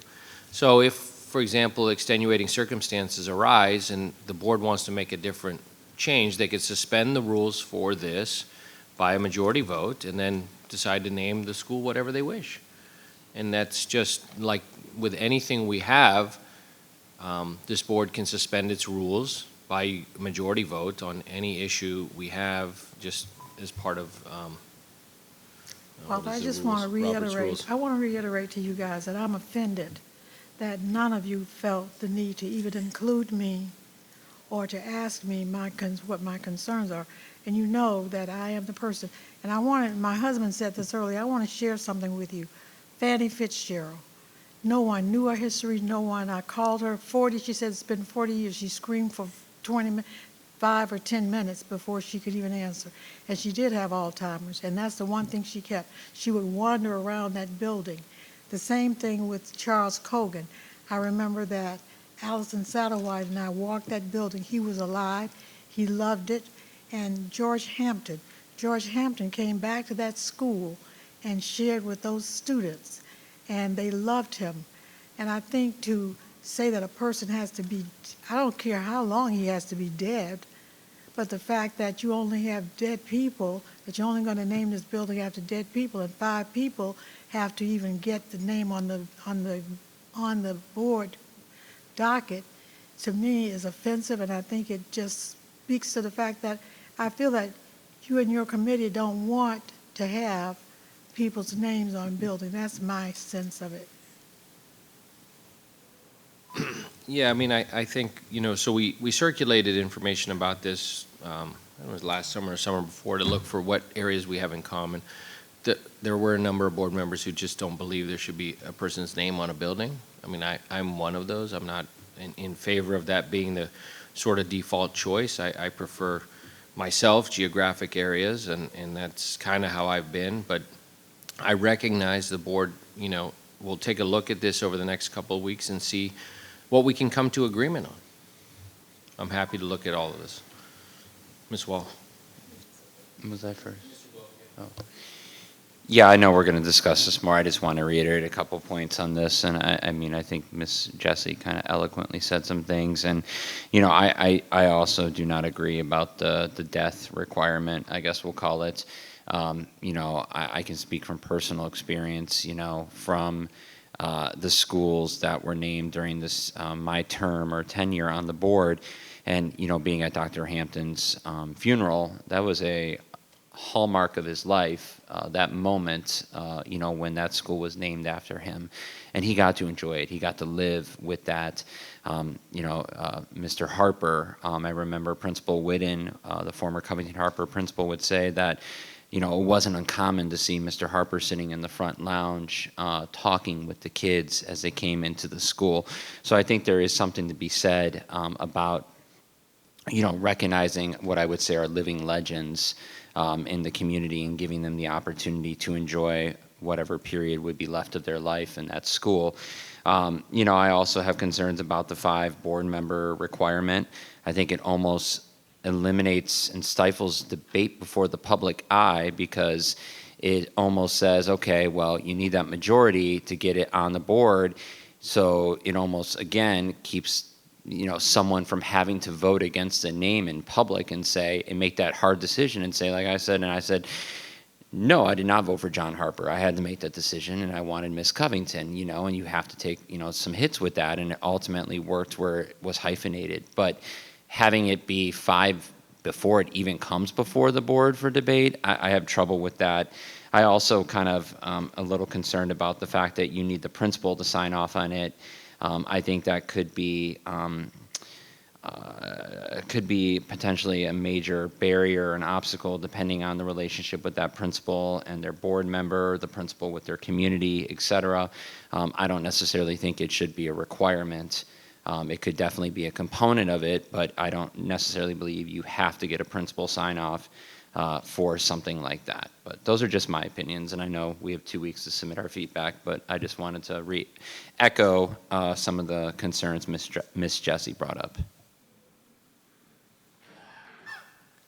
So I appreciate what members have said. I want to clarify a few things. I think it's a complicated policy because we had the naming and the renaming, and we've combined them.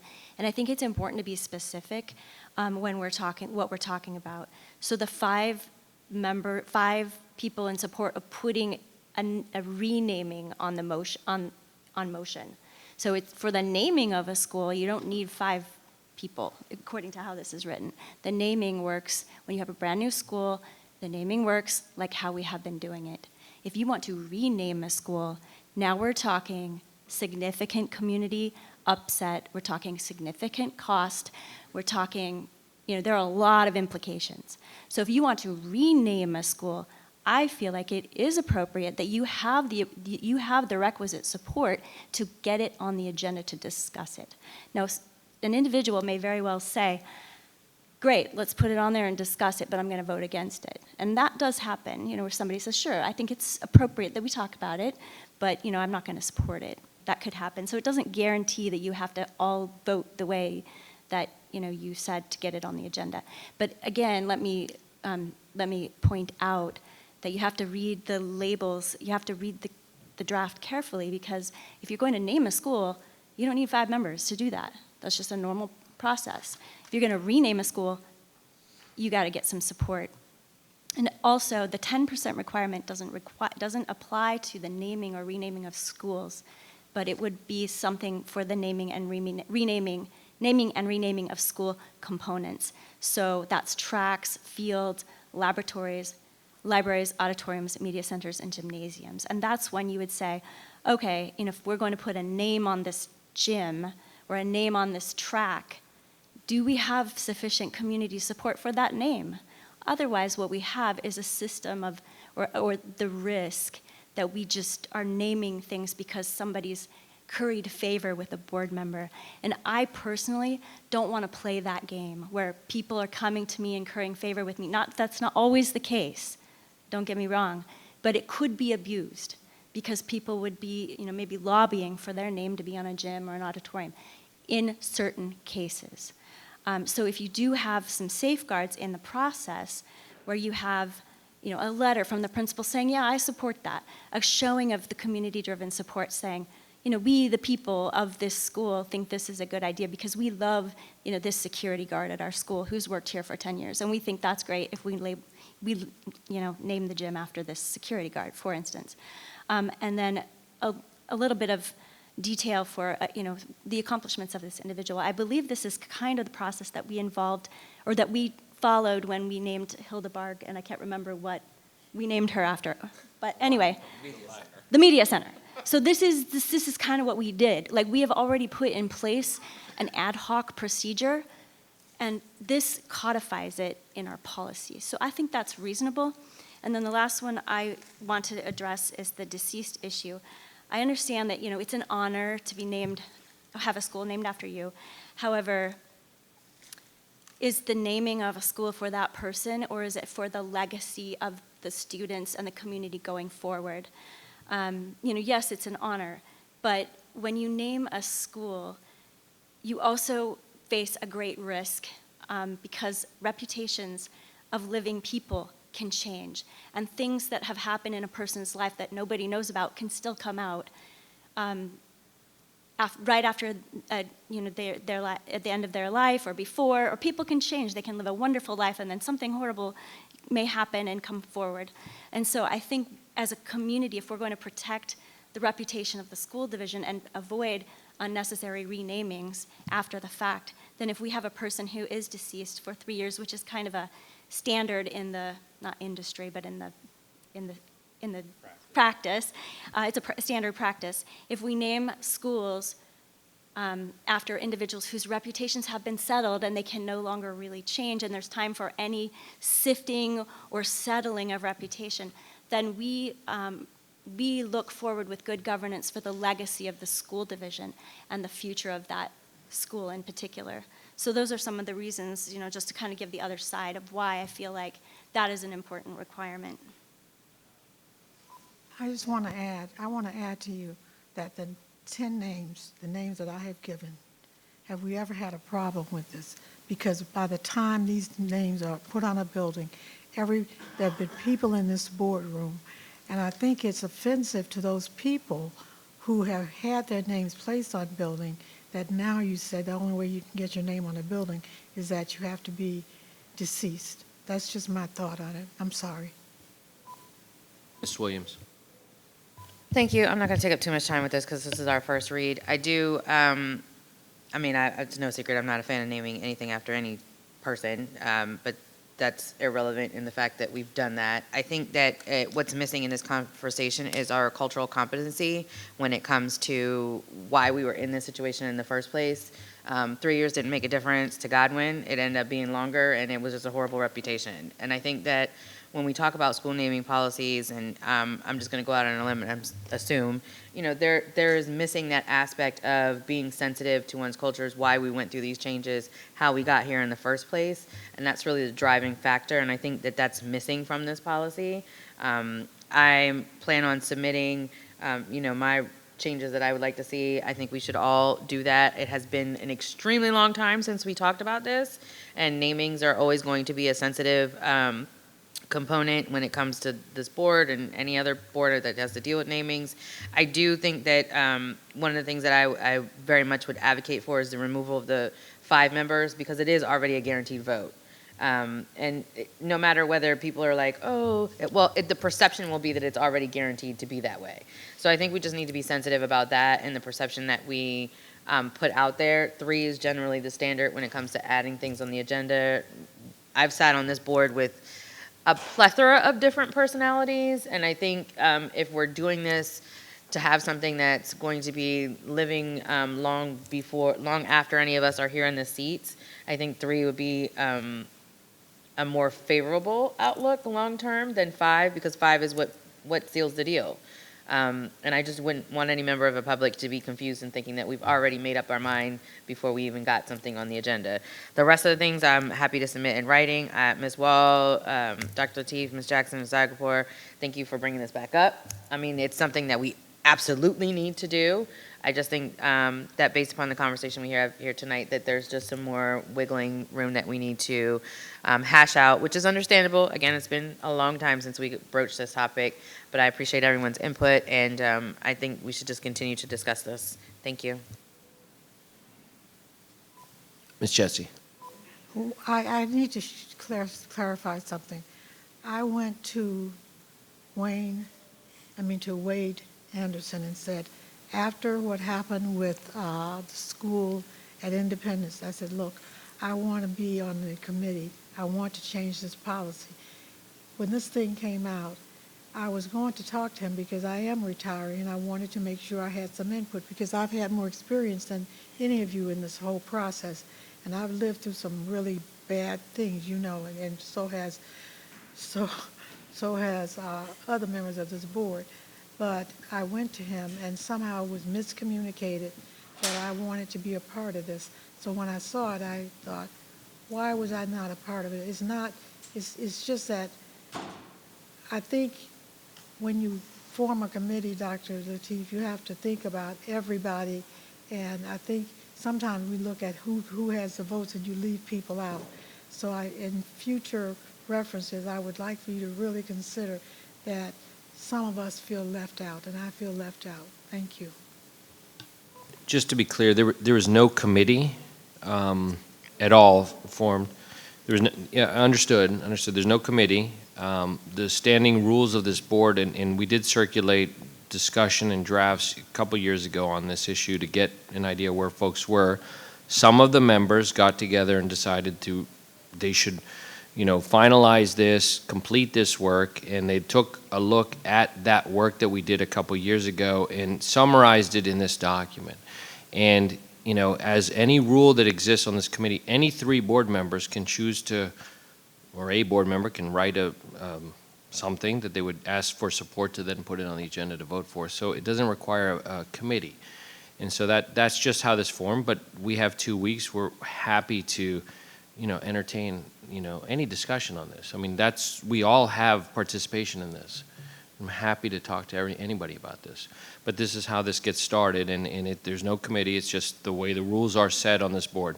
No, that's fine. I don't, understood. Yeah, no, I understand. Understood. Okay, moving on to 1604, revisions policy 134. This is regarding citizen participation, also on for first reading tonight. Ms. Wall. All right, thank you, Chairman Lateef. This also came forward through multiple board members recognizing the need for looking at our citizen comment. The intent is to promote a more fair process and improve access. We want to hear from more citizens and promote a spirit of taking turns. Since spaces are limited, this would promote fairness by setting guidelines for those who are confirmed to speak but fail to appear without prior written notice to the clerk. While petitioning one's elected officials is an American right, we don't want to penalize people for showing up to have their voices heard, of course. But given that time is 1 hour long for citizen comment, it's not the intent that citizen comment be monopolized by any particular group or individual. So fairness is also an important American value, as is equal access to one's government. And as it's written here, in collaboration, in discussing those who monitor citizen comment and who are responsible for administering it, we have some good suggestions here. There are many ways that the board can hear citizens.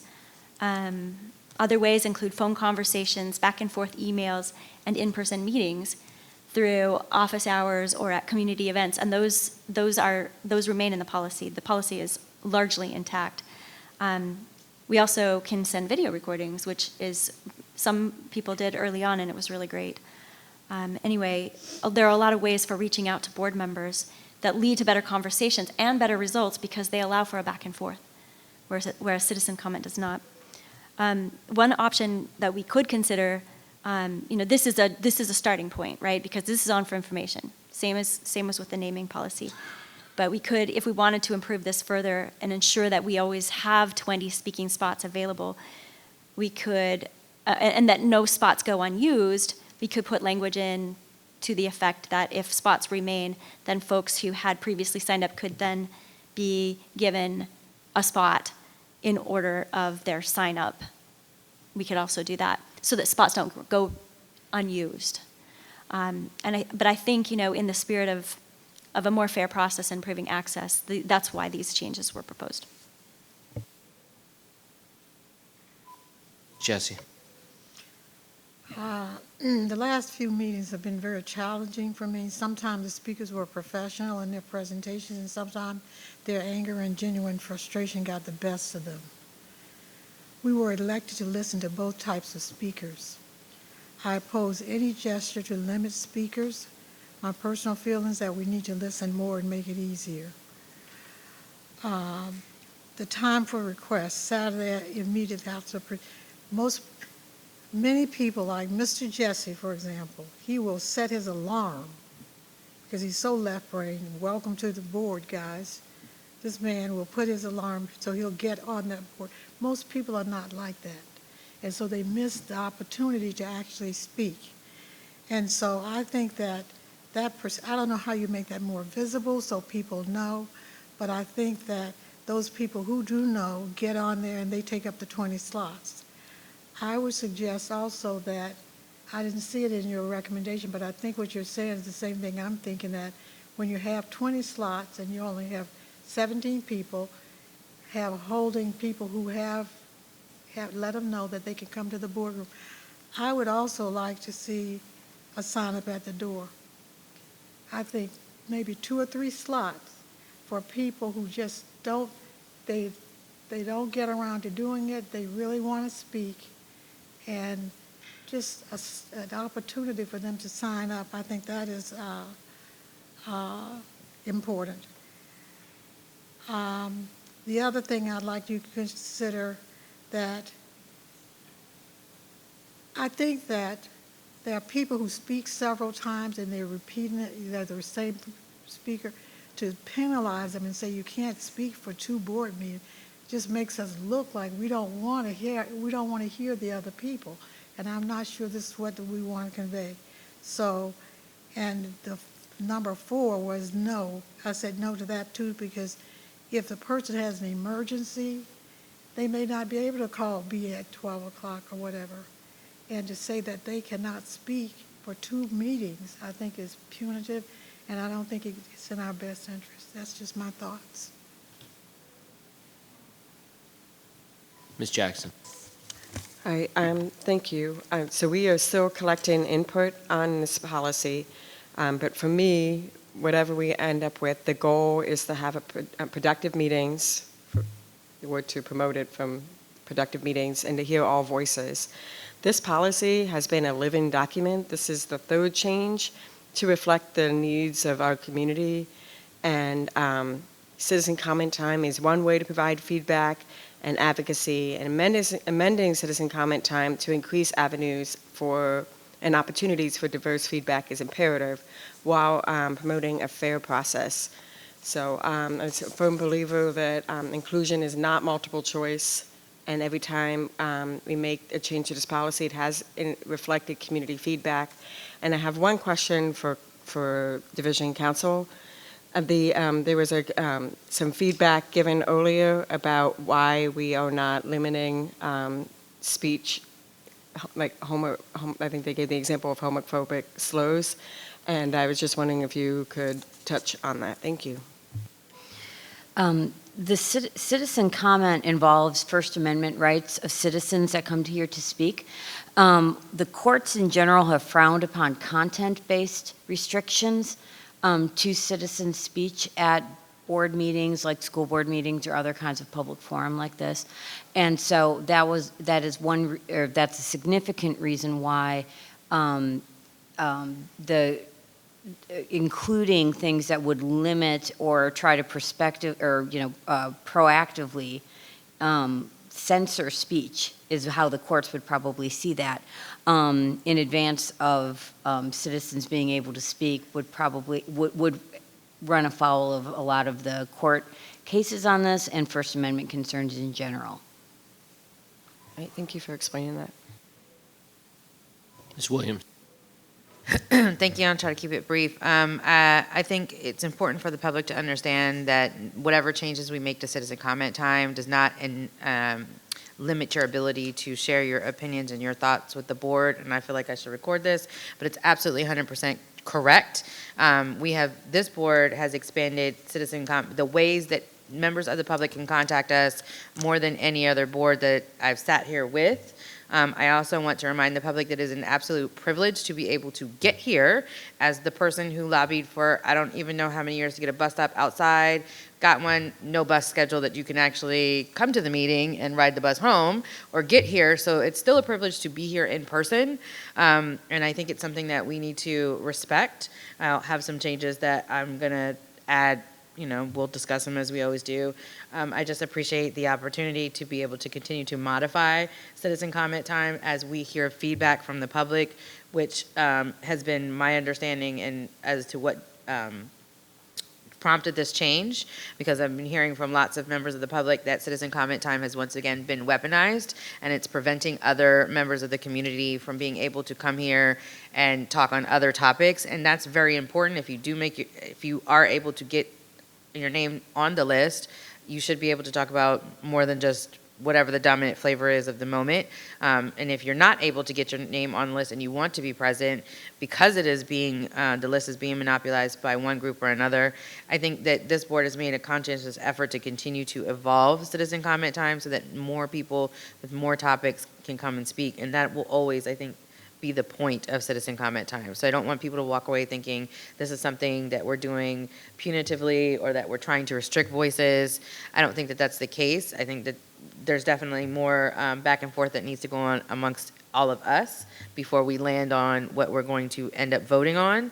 But I appreciate I appreciate my fellow board members taking the initiative to put this on the agenda.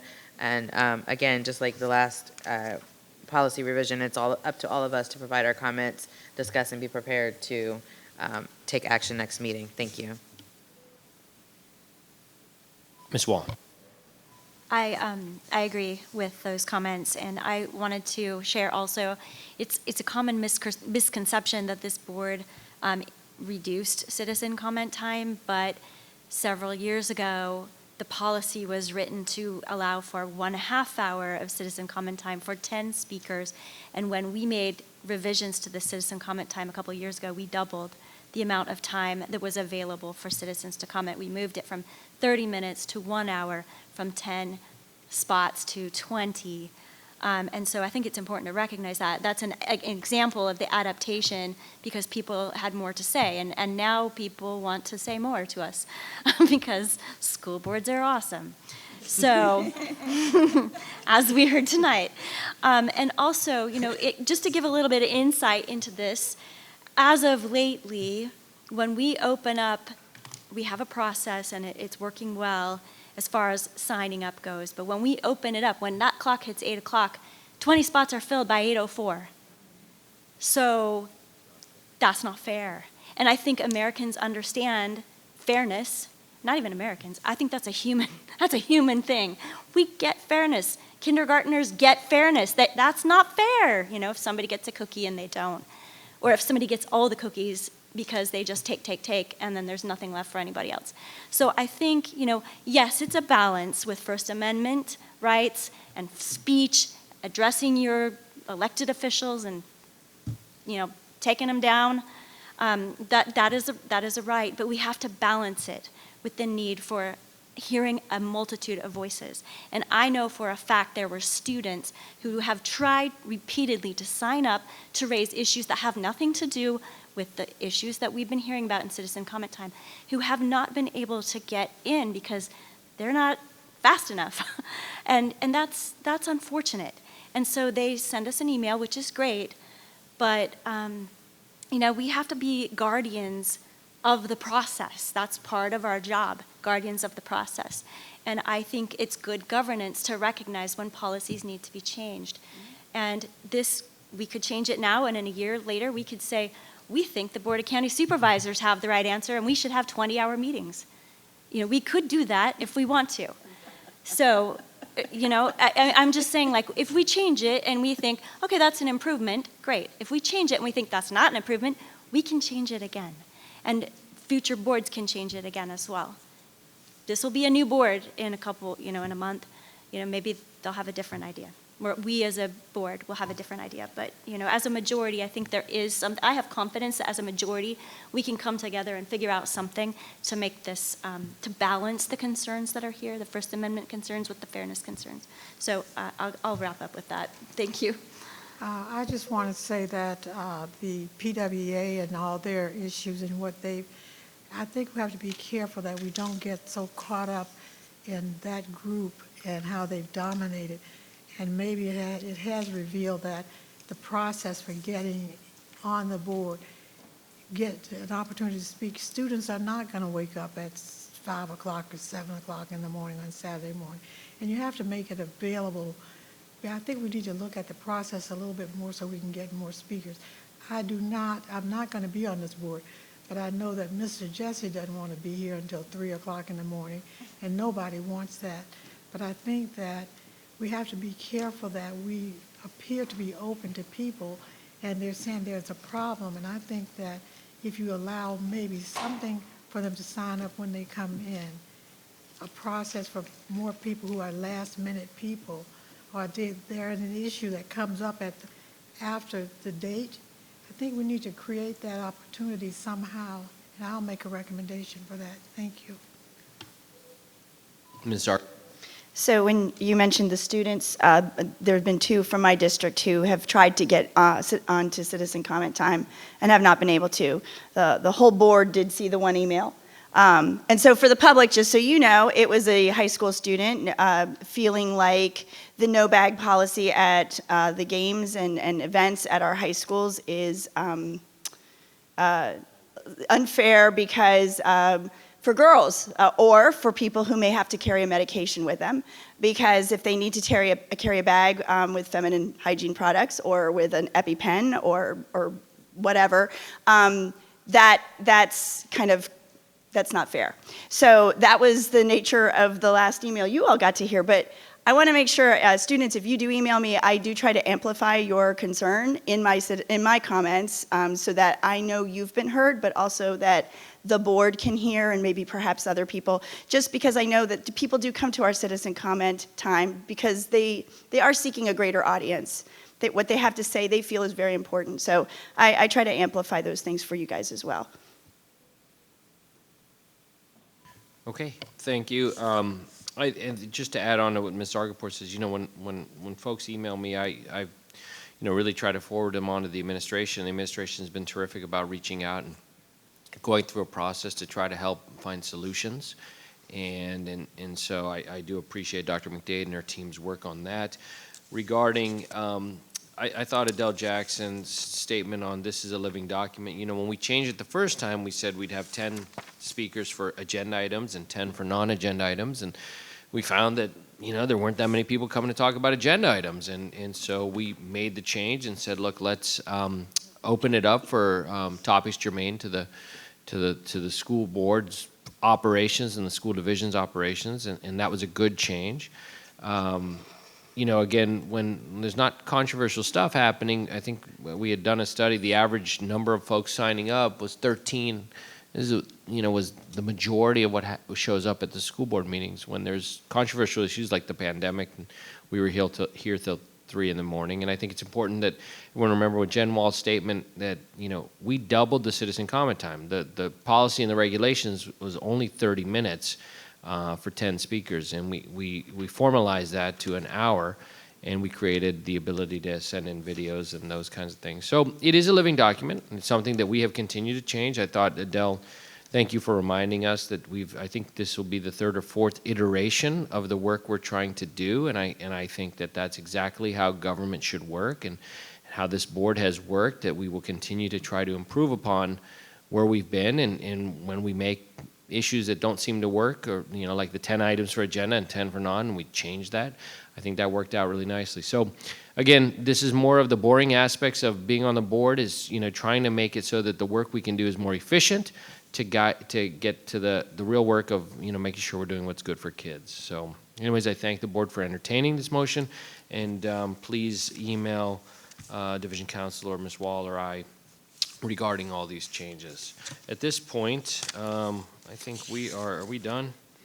Are we at board matters now? Where are we? Yeah, so we're board matters, and it says here tonight we'll begin with Lori Williams. How about that? Yeah. Well, all righty. First, I would just like to say congratulations to all of those who won their election, and really appreciate everyone who came out to help anyone who was running and anyone who ran, because it takes a lot to do that, no matter what level of office that you choose to put your hat in the ring for. I am especially proud of the amount of first-time young voters that I saw this time. I mean, that always gets me excited. First-time voters always get me excited. I absolutely believe that it is our responsibility as citizens to be informed citizens and to participate in our right to vote. So thank you to all those who came out. I think it was about 37%, give or take a few, of all the registered voters in our county. So everyone who didn't make it, better luck next year, because we get to do this every year. Fun times in Virginia. Also, I would just like to say, I hope everyone, since we will not meet till after the Thanksgiving holiday break, everyone who celebrates Thanksgiving, I hope you enjoy. If you do not, whatever it is that you do during your time off, I hope you are able to enjoy. And to all of those of us who are going to Virginia School Board Association Annual Conference in Williamsburg, I appreciate the opportunity to have one last conference for the members who are going. It is it's an opportunity for all of us to continue our education, to be better board members and service members, better board members and better community servants. So expect an update when we get back. And outside of that, I just want to say I appreciate all the staff who, once again, was in a building during election year or during election day. I will keep trying my hardest, and I want to say for the record, we have gotten so much better. I don't want to keep dragging up the old part. but it's always going to be a work in progress when you have a large school division and things outside of our control. But I do want to thank Dr. McDade and her administration for continuously improving how we deal with Election Day, making it a priority, and for our parents and families who made it in for conferences. Thank you very much. All right, bye. Good night. Who would like to go next? Okay, Justin. Mr. Welk. And Lily, you can have my time after. Oh, you don't need it tonight. Just real quick, I want to thank, of course, and congratulate all those who won their election a week ago. I do want to thank, and I'm very grateful for the 20-plus students, ranging from schools Forest Park, OP, Colgan, and Potomac, who covered precincts for me all day throughout the Potomac District, 15 precincts. And of course, I do want to thank the citizens of the Potomac District for my overwhelming victory last Tuesday night. I'm very thankful for my service and what I've done, and I really appreciate, the support and the affirmation you provided. So that is it. Thank you. Okay, Miss Jessie. First of all, I want to thank everyone who helped our campaign, and I know you guys had people who helped with your campaign. I've been in the administration. I've never had people who I didn't pay actually help me. So the Democratic Party and the Republican Party, I know they were out there for you guys doing all the work. I want to thank them first of all, and I want to congratulate everyone who won. But I want to say something to Ms. Jackson.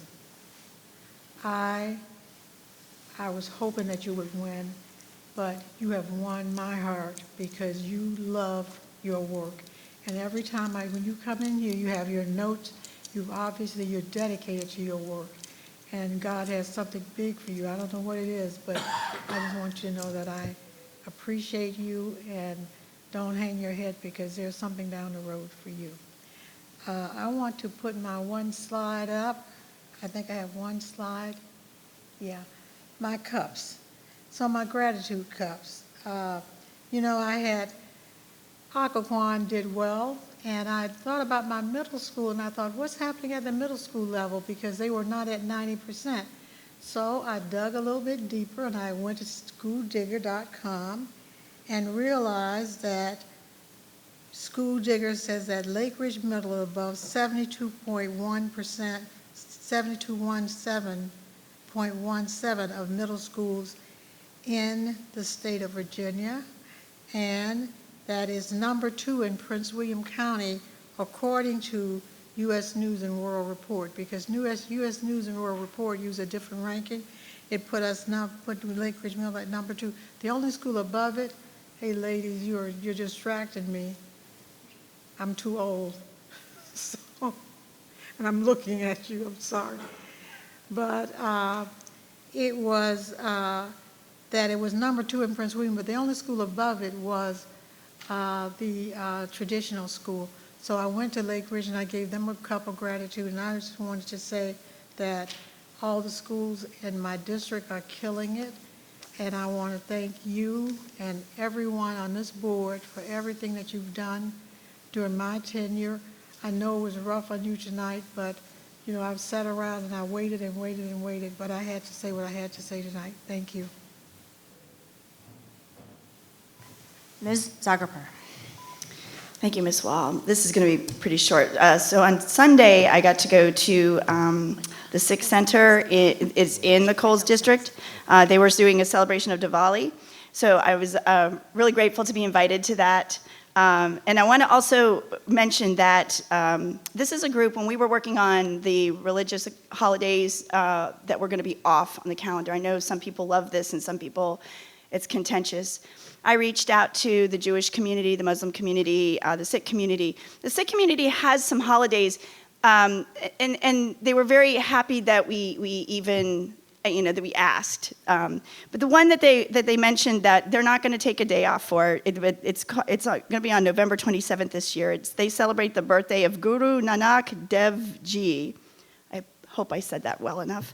So I wanted to make sure I mentioned that here because it is an important observation. And I'm grateful for the invitations when they do have things. Briefly about the election, I want to thank Mr. Spiker for running such a great campaign. He ran on issues, and it was fantastic to have a good person to run against that stuck to issues. And we just talked to voters, and I eked one out. I hope, Mr. Spiker, that you stay engaged because you have some awesome ideas. And when you would come to talk at the school board meetings, you had really fantastic ideas and things to say. So I hope we'll keep in touch. I'm glad to be back. I am grateful that this election season is over. It was long. For the new people who are joining us on the board, I can't wait to get started. I know I've reached out to all of you, and I hope to build relationships and continue the work that we've been doing on this board. And Adele, I'm going to miss you, sister. If you don't know Adele, she's one of the hardest working people I know. She loves her community. She loves the kids. She wants the best for them. And I want the best for you. Ms. Jackson. Take your time, Ms. Jackson.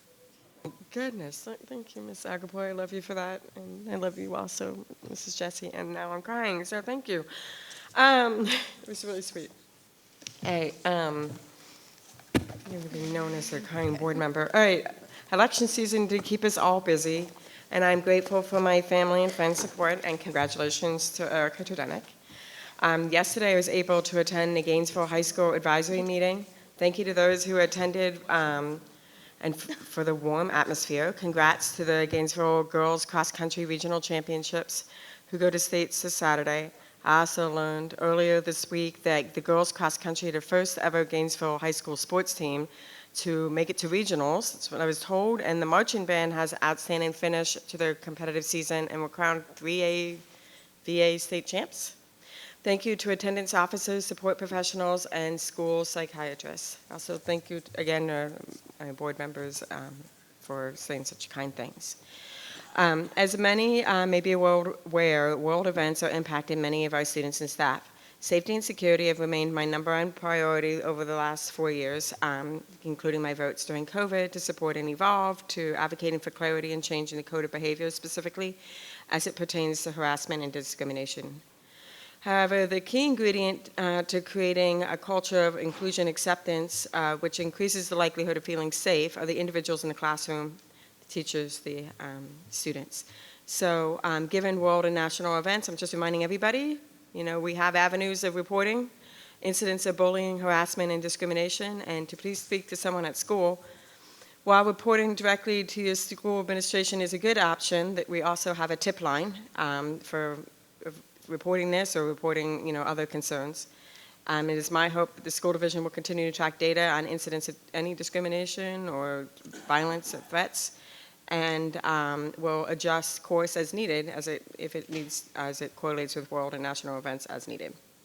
So words and actions have consequences, and so I'm just going to quote Abraham Lincoln, whatever you are, be a good one, and have a good night. Ms. Wall. Thank you. Ms. Jackson, we got one more meeting with you, so I'm going to save my comments for next time. We'll enjoy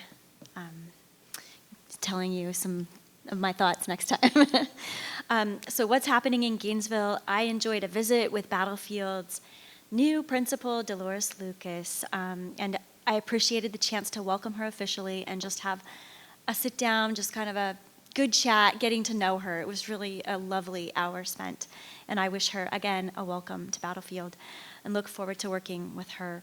I attended a specialty information night at Battlefield with prospective students interested in CASET and the Air Force JROTC. It was an awesome event. The highlight for me was that there was a student panel of students in the programs, and they fielded questions, and students listen to students, and it was awesome to see the younger students interested in those programs listening to those juniors and seniors talk about the realities of the program, why they joined it, what was hard for them, and why they would do it anyway.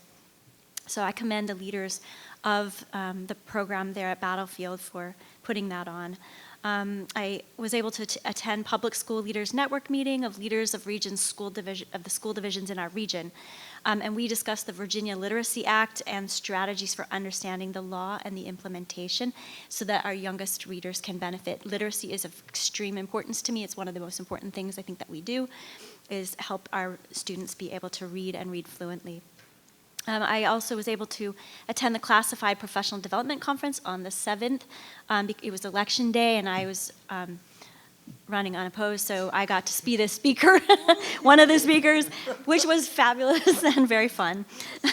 My thought on that was how grateful I was to the school division for investing in such high-quality professional development. The keynote speaker was awesome, and I came away so ready to be in the 212 Club.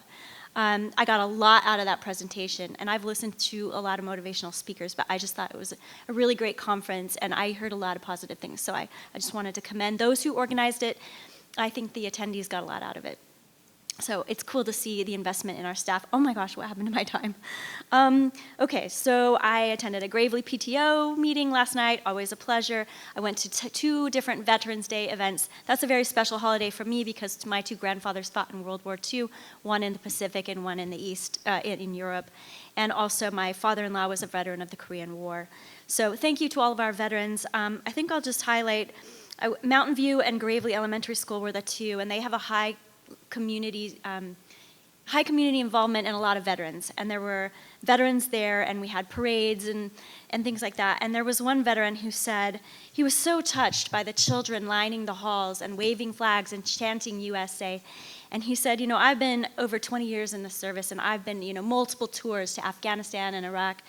He said, this is my very first parade.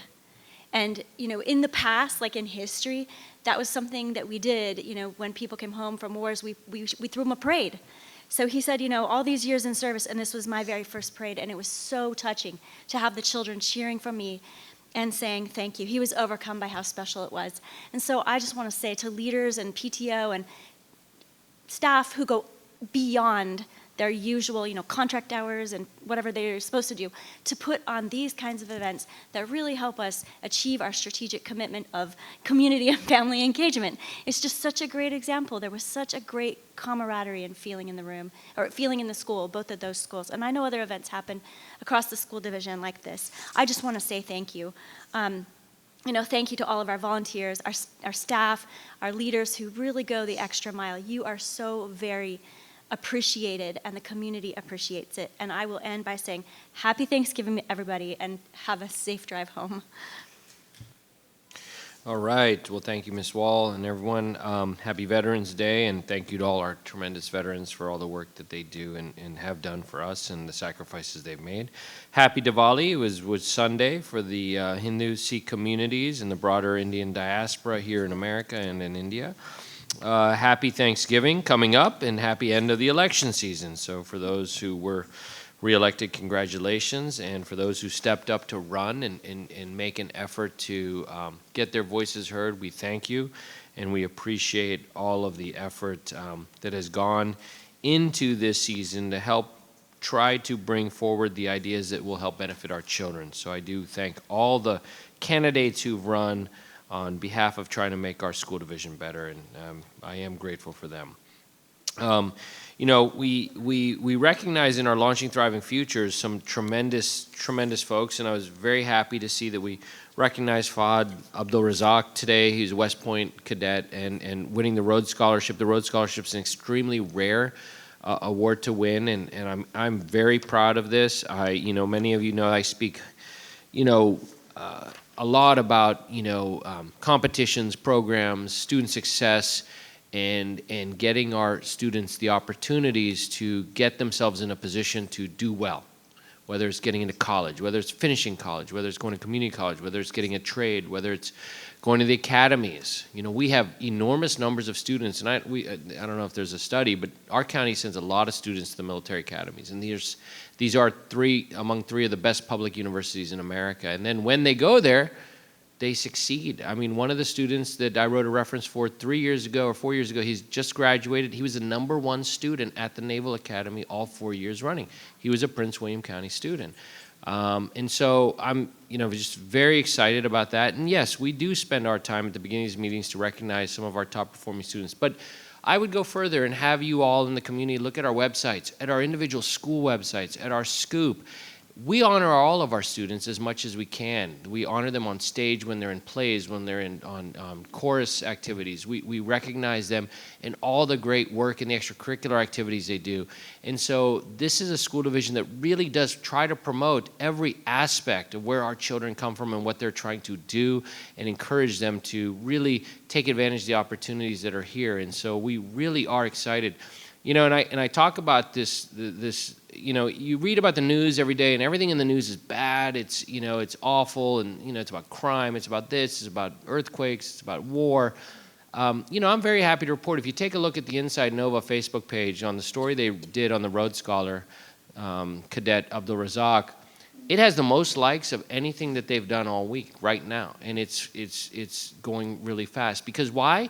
People love the good stories. They love to see the good work that's coming from our community, from all of you, from the moms that are in this room that matter, from the parents that are in this room that matter, from the teachers in this room that matter, from all the folks who contribute to everything we do here every day. The community loves to see it. And that community, it cares deeply about their schools, and you'll see that if you just go through that, and you'll see. I don't know what better example of that is than to look at that. Listen, folks, FAFSA forms open up on December 1. We are still in college admission season, very important. I want to thank Jen Wall for attending the Virginia Literacy,